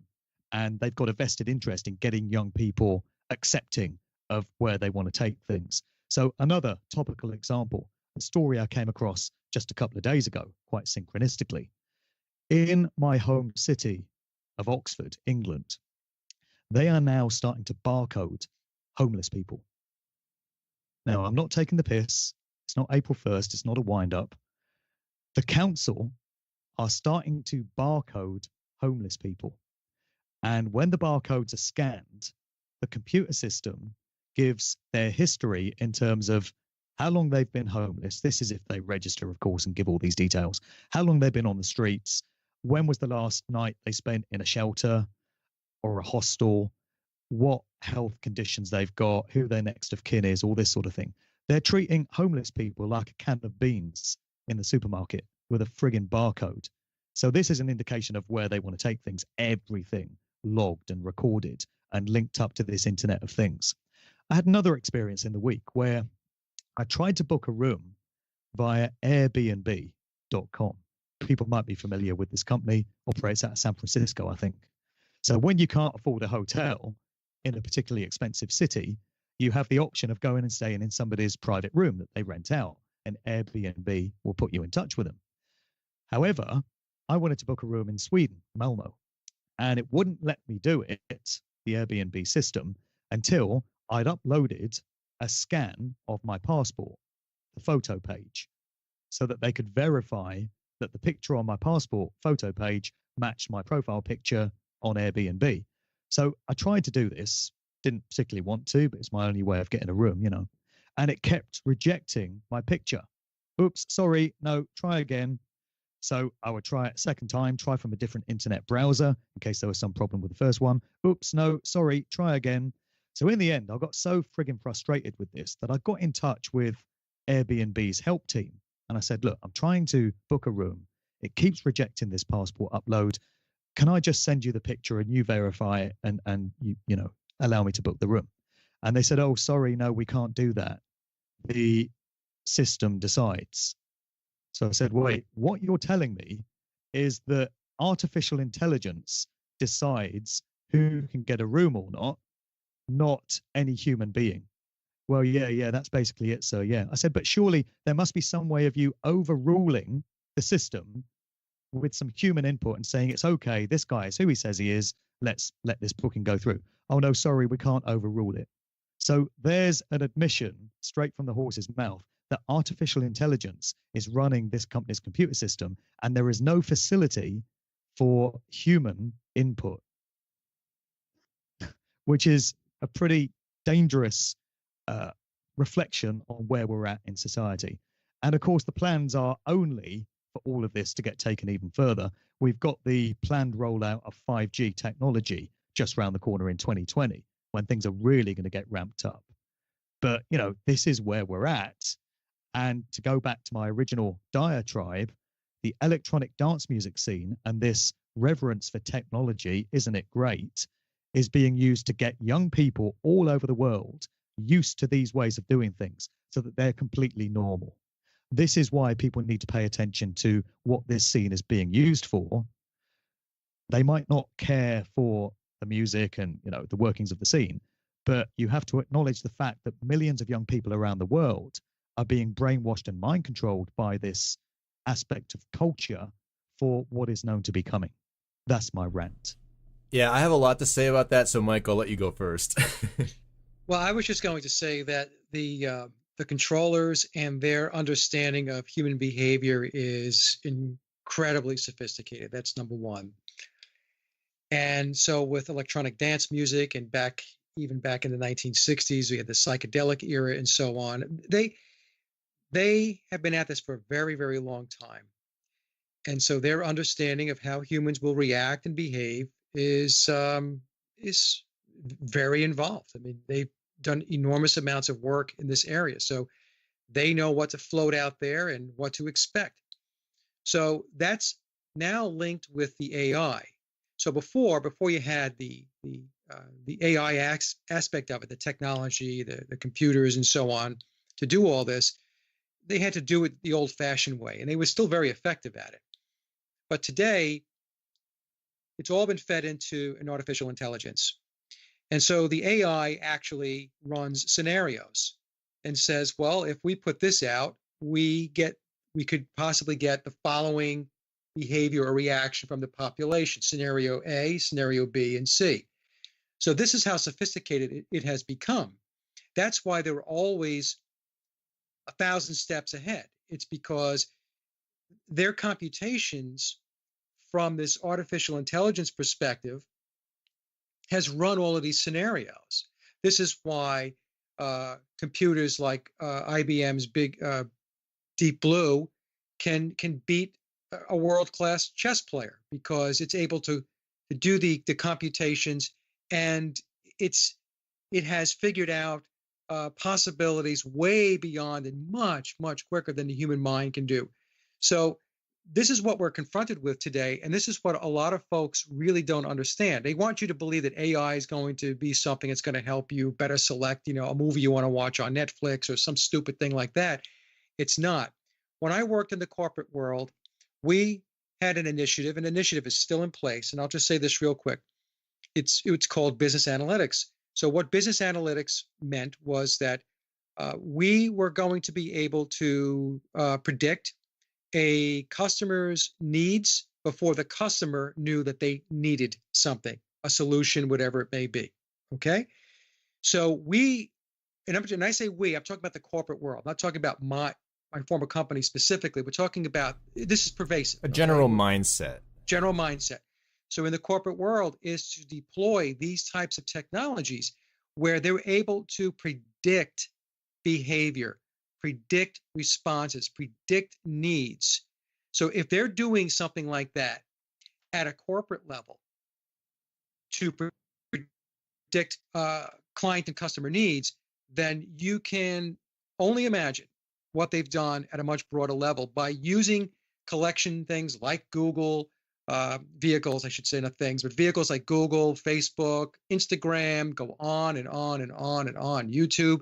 All of these mechanisms, all these platforms are data collection devices, and it's all being put into repositories, and it's all being fed into the AI. And it's extremely sophisticated. And that's why it's very difficult to beat them at this game. I'm not saying we can't. I'm just saying it's difficult because they've been at it a very long time, and the techniques have become extremely sophisticated. Yeah, the technology stuff, that's like the number one thing, that's the technocracy, as people call it, and back to the electronic dance music, how this gets implemented, I view it as extremely occult and Masonic initiation type parallels. And I did a talk with Emily Moyer on this, and then Mark, you also did a talk with her on these things. Yeah, and the only other people I know is Steve Outram talked about this stuff with Burning Man with Jan Irvin, and other than you guys, I haven't really heard any people really talking about this. And so what I see it as, from what I understand about all my research with esoteric stuff, you have this idea of a one world religion, which is the occult synchronistic religion, and then you have the one world government, through the UN and all of their associations.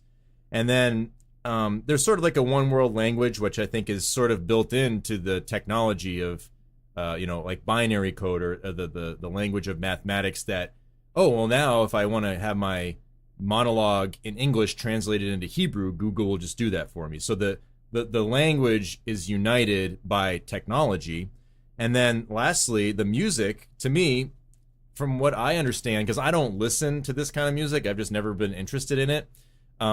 But from what I get from people like Emily and you talking about it, and Steve Outram, it sounds like this to me is like the one world music, because when you can, like, even this started happening when I was younger. I would be in a store and all of a sudden they'd be combining Enter Sandman with Britney Spears' Hit Me One More Time, but it's like a dancey beat. You know what I mean? And I'm just like, what the hell is this monstrosity? And it's alchemy. You're combining these opposite things, and then you're getting this desired effect by people who are thinking, oh, that's brilliant. I'm just like, you're just mashing two things together, and it's just like, it's fucking stupid. I'm sorry. I mean, that's just me, well, but it is literally all over the world. Yeah. Sorry to jump in there, but in my presentations, I've given lists of some of these big dance music festivals that take place, and the names are all the same. It's all digital this, tomorrow that, future this. And you look at the geographical spread, it goes literally from Argentina to Brazil to Sweden to South Africa, every corner of the world. It is already the one world religion. Young people in every single country, pretty much. I don't think you would find a country that is populated by, above a certain level where you don't have festivals and clubs that young people go to listen to this music. So we're already there in terms of it being one world music, and it's digital and electronic in nature, all to do with sound frequencies, tying in with the rest of society and where that's all headed. So the infrastructure is pretty much already in place. Exactly. And I think that this aspect is so important, because one of the things that I've always been kind of promoting as my general theory about what I think is going on is, I think that they are initiating us into the mysteries through these slow processes, and they're trying to destroy the traditional way of being, which is associated with the square and Freemasonry. This is all the profane stuff, the 5 sense reality stuff, which they get us to focus only on that to bring us to the lowest levels of degradation. And then out of that, those ashes of burning it, they're going to create this alternate Gnostic reality that has no attachment to the material world and distinctions and borders. So when you apply electronic dance music to that, I kind of look at the 60s as like the exoteric version of this experiment, because there's so much occult stuff tied to that. It's all about expanding your mind, your consciousness, no more borders, all this oneness.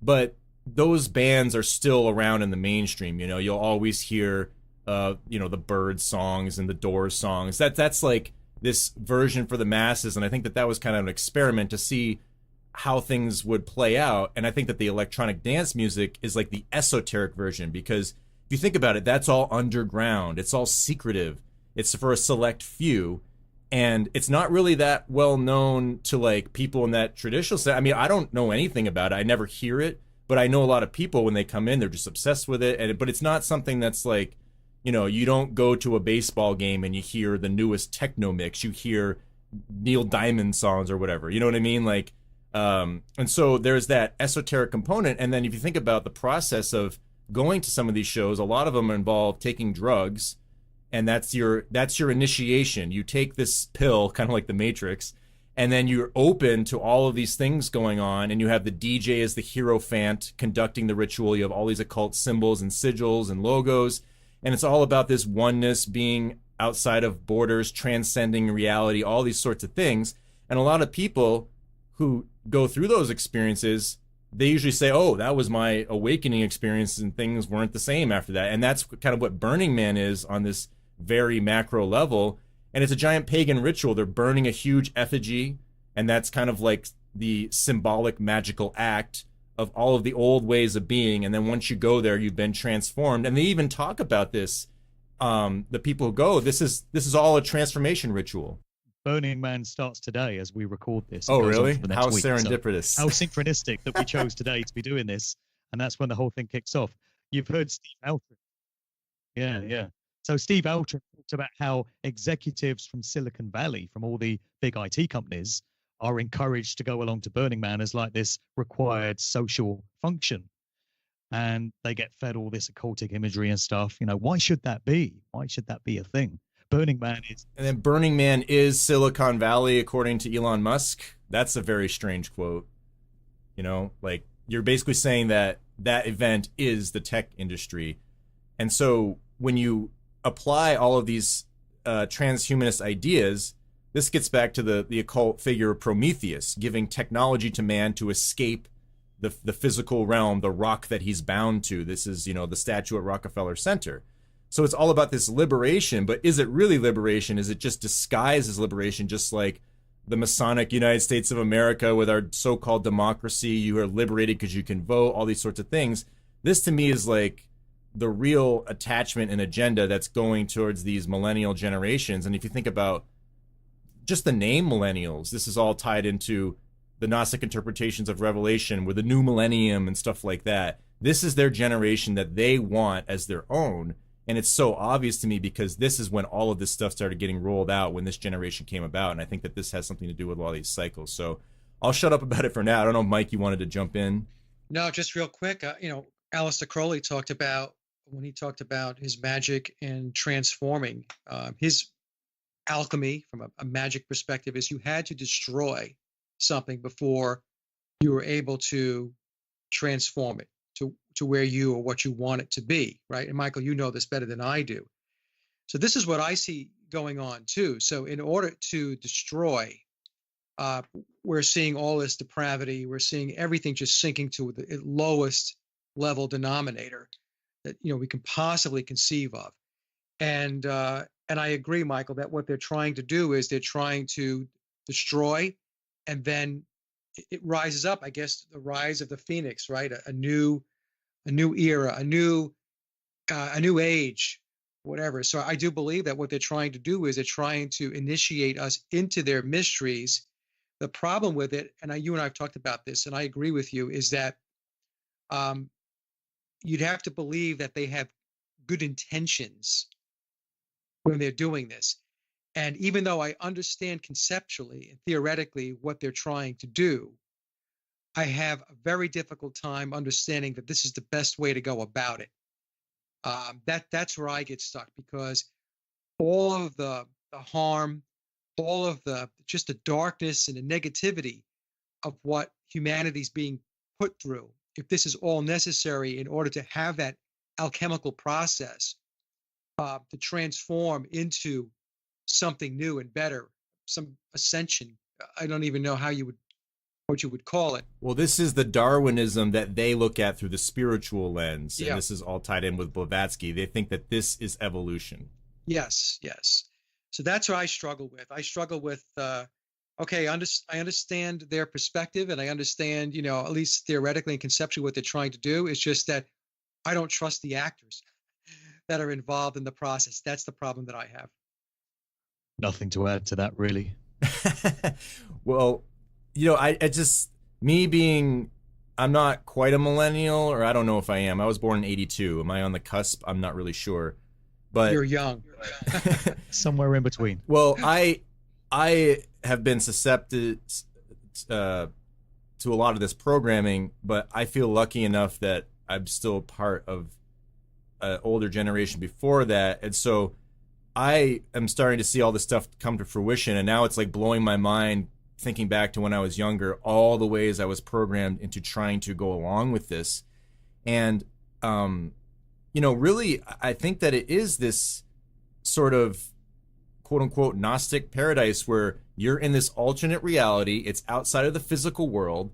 And with this transhumanist stuff, it's like, just looking at it with like Guitar Hero. Oh, you don't have to actually learn guitar. And Mike and I know from countless hours of learning an instrument, it's fucking hard work, and it's a lot of frustration and takes a lot of dedication. And now you can just bypass that. And this is where I think movies like The Matrix become sort of destructive. And I think that this is the true intention of why they were released, despite all of the interesting and cool allegories that we can associate with movies like that. It's sort of like, oh, just sit in a chair and you download it. Now you all of a sudden you know how to play guitar. You didn't have to go through that process. And I mean, it sounds awesome, but when you have these people that don't understand the real world and that things take physical work to get shit done, it's like people want to just escape from that into this fantasy land of technology. You have DJ Hero too. Yeah. And then I hate the stereotype, but like this is sort of like what I see in like the quote unquote hipster world. Everyone's all about these esoteric things that nobody knows about, and when you work with them at jobs, they suck because they don't want to actually do the work. And again, I'm generalizing here. And then they all say, oh, I make beats. That's what I do. And they're probably shitty beats. You know, it's just like there's no, it's like this self-serving, like, oh, I can just do this and it will be cool.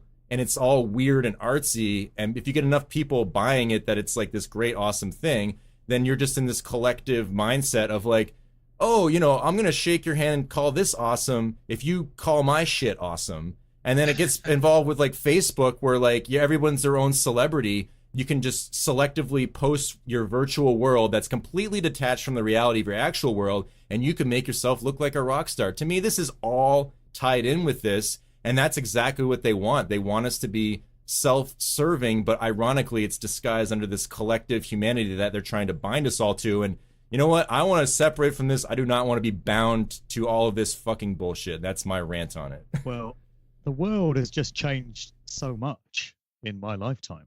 You know, I'm not that old, not that young, somewhere in between, but I've just seen so many societal changes in the relatively short time that I've been around. I don't know this world anymore, and I don't particularly like it either, which probably comes through from some of the statements that I make. I don't like the way society is headed. I'm not a fan of technology. I don't think letting machines decide what you can and can't do over and above human input is a very good idea. But I seem to be in a minority because most people seem to revere technology in the way that they've been trained to do so. And, you know, my number that remember saner times and prefer to do things in more organic, natural ways seem to be diminishing. So it's just a very alien world to me now. My mum used to say that to me. I didn't used to understand what she meant. You know, 20 years ago, she would say, I don't know this world anymore. And I was just like, oh, come on, mum, you know, you're just old fashioned, get with the program. But here we are 20 years later. I know exactly what she meant. This place just feels very different. And sometimes I begrudge having to be here. Yeah, I But can anyway, vouch. I can vouch for that, Mark. I know I'm the oldest guy here, and I've said on a couple of shows that I go back in time to when I was a kid, and you know I was a kid back in the '60s. I was born in 1959, and what I have seen in my 60 years over that time span is are huge changes in how society operates, the moralities in the gutter, um, behaviors in the gutter. It's it's very, very hard, I guess, for people who are young and you know they were basically born into this depravity to see it. But for somebody who was not, and they have a baseline, you can see how things have changed drastically, just drastically. Now I know that going back to when I was a kid, things were still controlled, so I'm not naive.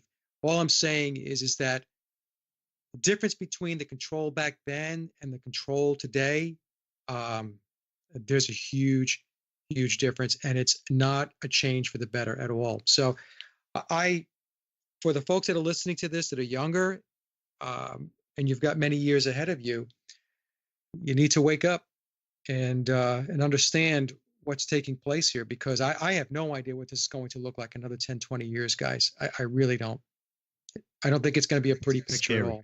Yep. Scary when you've got kids that are going to have to grow up in this world. Yep. Well, we're almost to the 2-hour mark, so maybe we should just go to the solutions part. Mike, I don't know if that's did you have your rant proper? I think I had my rant. I feel exercised. The other Mike, did you have a particular rant? No, But it's okay because we're at the 2-hour mark, so we should talk about solutions. We really should. So, who wanted to start with that? Why don't you start with it since you're talking? Okay. All right. So what I have been communicating out to my audience is that, and the example I've used is you have a football field and it's 100 yards long, and the first 50 yards is your physical experience, and the second 50 yards is your spiritual experience, your spiritual component or aspect of yourself. And in order for us to to really get out of this life and this experience what we need to get out of it, we need to connect back to spirit. We need to understand that there's a whole other half of this game.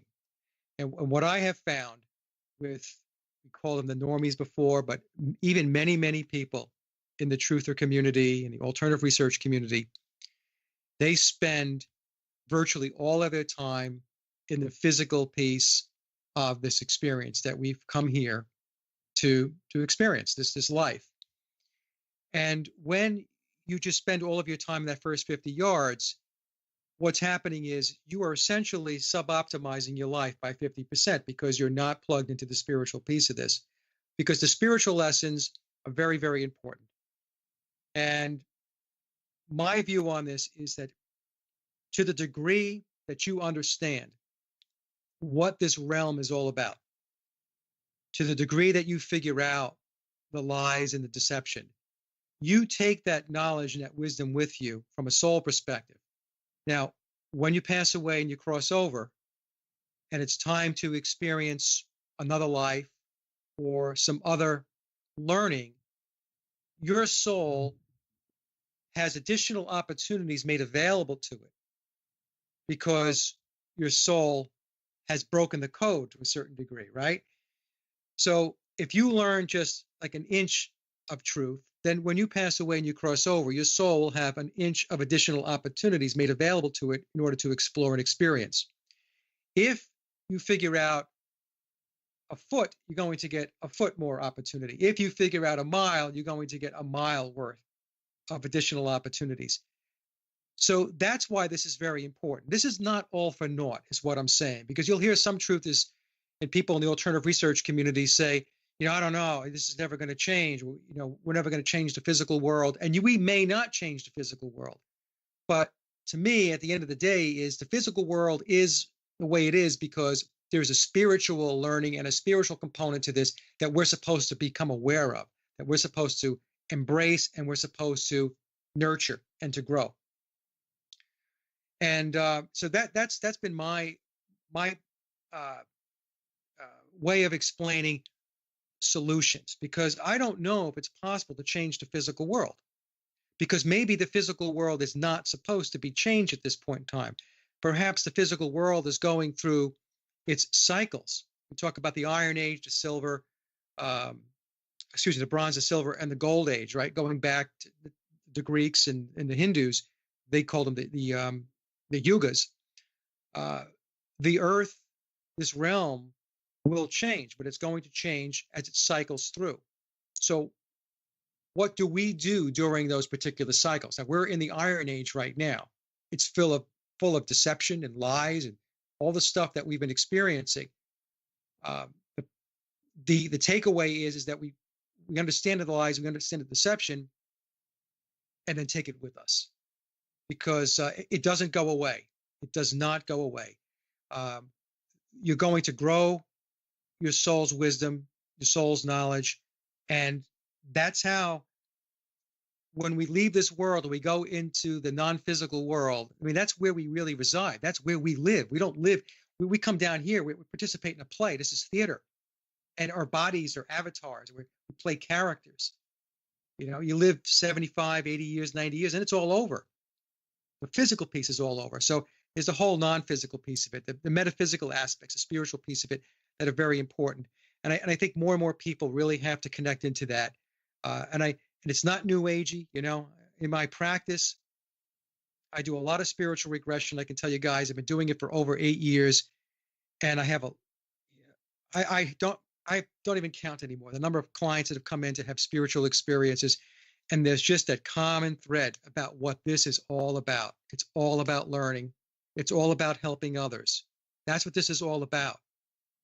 So if we're going to continue, and obviously the three of us, to continue to not see the second 50 yards of the ball field, and we're only going to play on the first 50 yards, and we're going to knock our head into a brick wall, and it's going to hurt a lot, and we're not going to make much of a difference.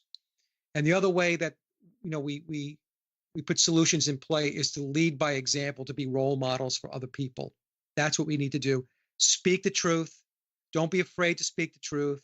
and just live your life. I mean, walk the talk basically is what you've got to do. So that's my piece of it. And you guys can let me know what you think, or you can give me your solutions. Mark, you can go ahead. Well, that was beautifully put, Mike, and I co-sign all of that.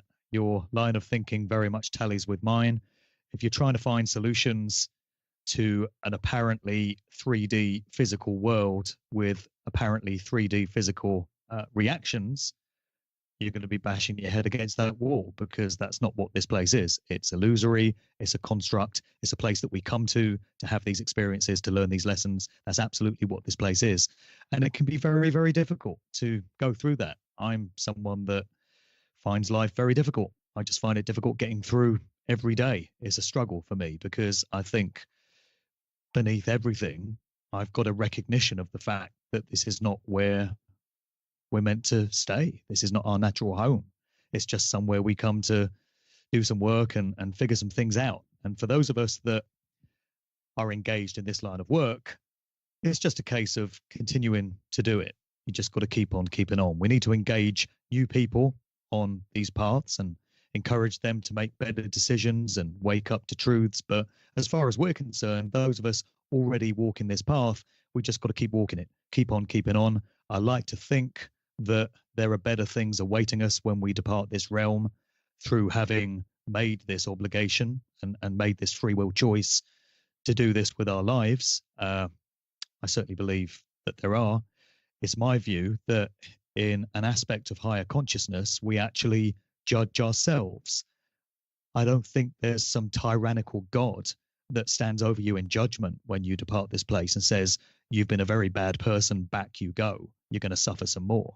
I think we review the life that we've just lived and the choices that we made, and that aspect of us, which is an expression of the divinity of the Godhead, we judge ourselves and we decide what is next for us. Do we need to come back to this place and learn some more lessons, or are we ready now to progress onto some higher aspect of spiritual existence?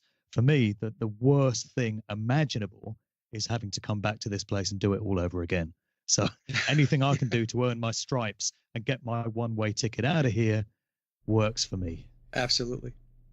Yeah, I think I have a lot of similar viewpoints. There are some things that I sort of differ on, but it's stuff that, like, I don't let it get in the way of how I interact with people in the spiritual world, because a lot of it is just you're seeing what's going on in the physical world, and if there is something to this as above so below projection or axiom, I mean, no matter what way you take it, people in the more Christian viewpoint, well, those are words that Jesus said. If you take it in a more occult viewpoint, those are words like Hermes Trismegistus said. So to me, I think that understanding that is a part of the reality is the first step. Now, discerning what that really means and what you think about it, that's where people tend to differ on these things. But I think that for me, if I was like offering solutions, I just say things that have worked for me personally. And one of the things I think it's a good idea. It doesn't necessarily always have to work this way, but I think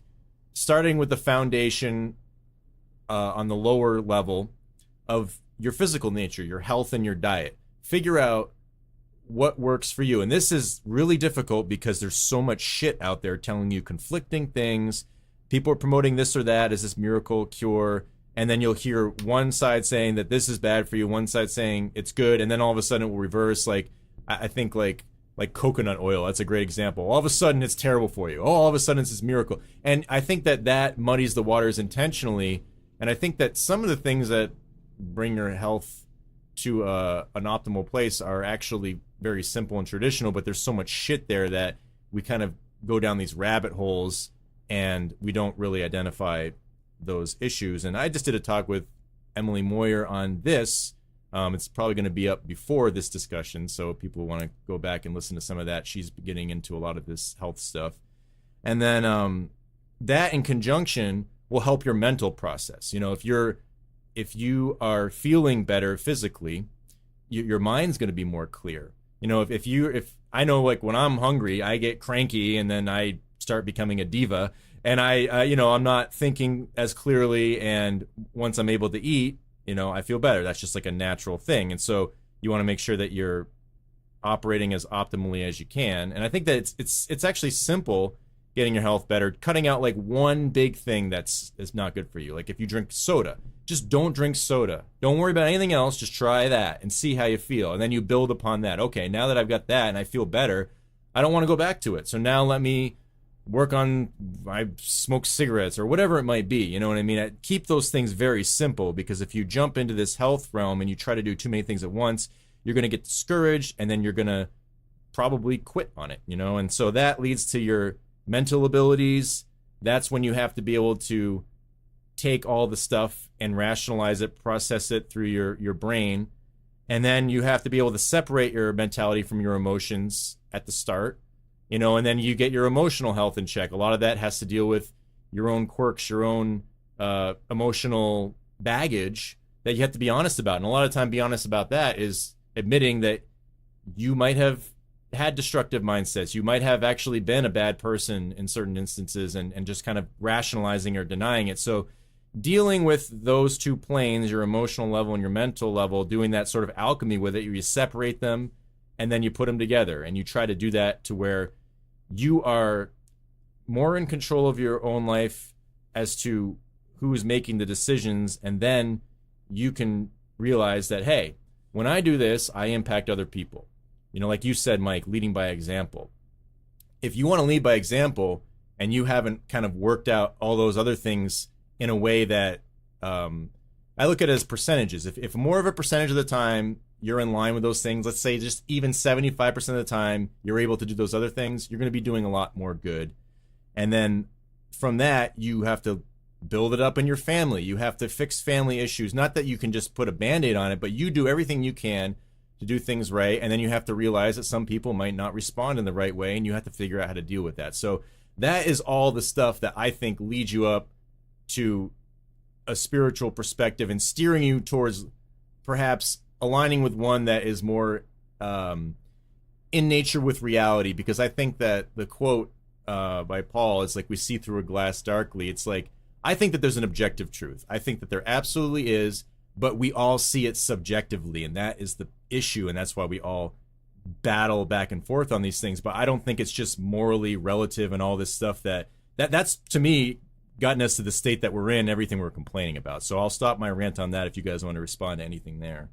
No, I think I find it amazing that the three of us, we did not discuss this before the show as far as the solution, and the three of us are pretty much on the same road as far as what needs to get done. And I agree, Michael, that taking care of your mind and your body is very, very important, because taking those contaminants out of the body and out of the mind, you are going to think clearly, and you're going to have more energy. You're going to be more alert. And this is going to open the door for possibly that whole piece that we spoke about earlier about critically thinking and free thinking. So that was a very, very good point about the taking care of your mind and your body. And it's work. It's hard. That's the problem. Like, you have to go through some frustration to figure these things out. But I think that having that willingness to do that shows that you give a shit. And that is what you sign up for. That's the process every day. You put in the work, but then you get used to it. Becomes that's where the creature of habit comes in. If you're a creature of better habits, you're going to produce a lot better fruit. And that means also restricting things, cutting things out. Like, even you've mentioned this before when we talked offline, like not watching so many conspiracy videos, because there is an agenda to put a lot of fear porn out there and get people scared about all kinds of things. And, there might be legitimate concerns here or there, but when they get exaggerated to this level where, like, I can't do anything about this, I shut down. I mean, it's no different than how the media works. So be careful not to fall into conspiracy traps. That's another thing I'm guilty of this.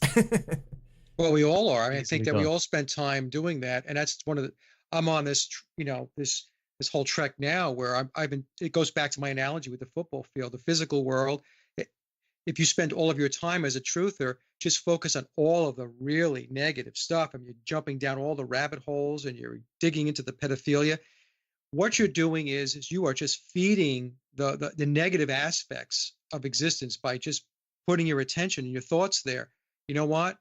It's good to know about this stuff. You need to know about it, because by knowing about it, you're able to avoid a lot of the traps that they put in our way as we progress through our lives. But we need to spend quality time, a lot of really good quality time on the positives, focusing You on. need to not feel guilty about enjoying yourself in life, because Exactly. we make big sacrifices. Those of us doing this work, we wallow in all this depraved material. You've got to feel okay about enjoying the blessings that life has to offer, the joy. It's all part of the rich experience of life. You suffer for a while, you go through hardships for a while, but you've got to be able to enjoy everything that creation can offer, and enjoy all the potential of a human life. So we shouldn't feel guilty about that. I'm gonna have to run, guys. I'm sorry, I have to dive off now. But no problem. Well, No problem, Mark. thanks so much I for know having we're the about to go, conversation. but gonna have to run off now. So, yeah, great conversation. Really enjoyed kicking it with you guys, and I think this is a really worthwhile show we're going to put out. Thanks. Thank you.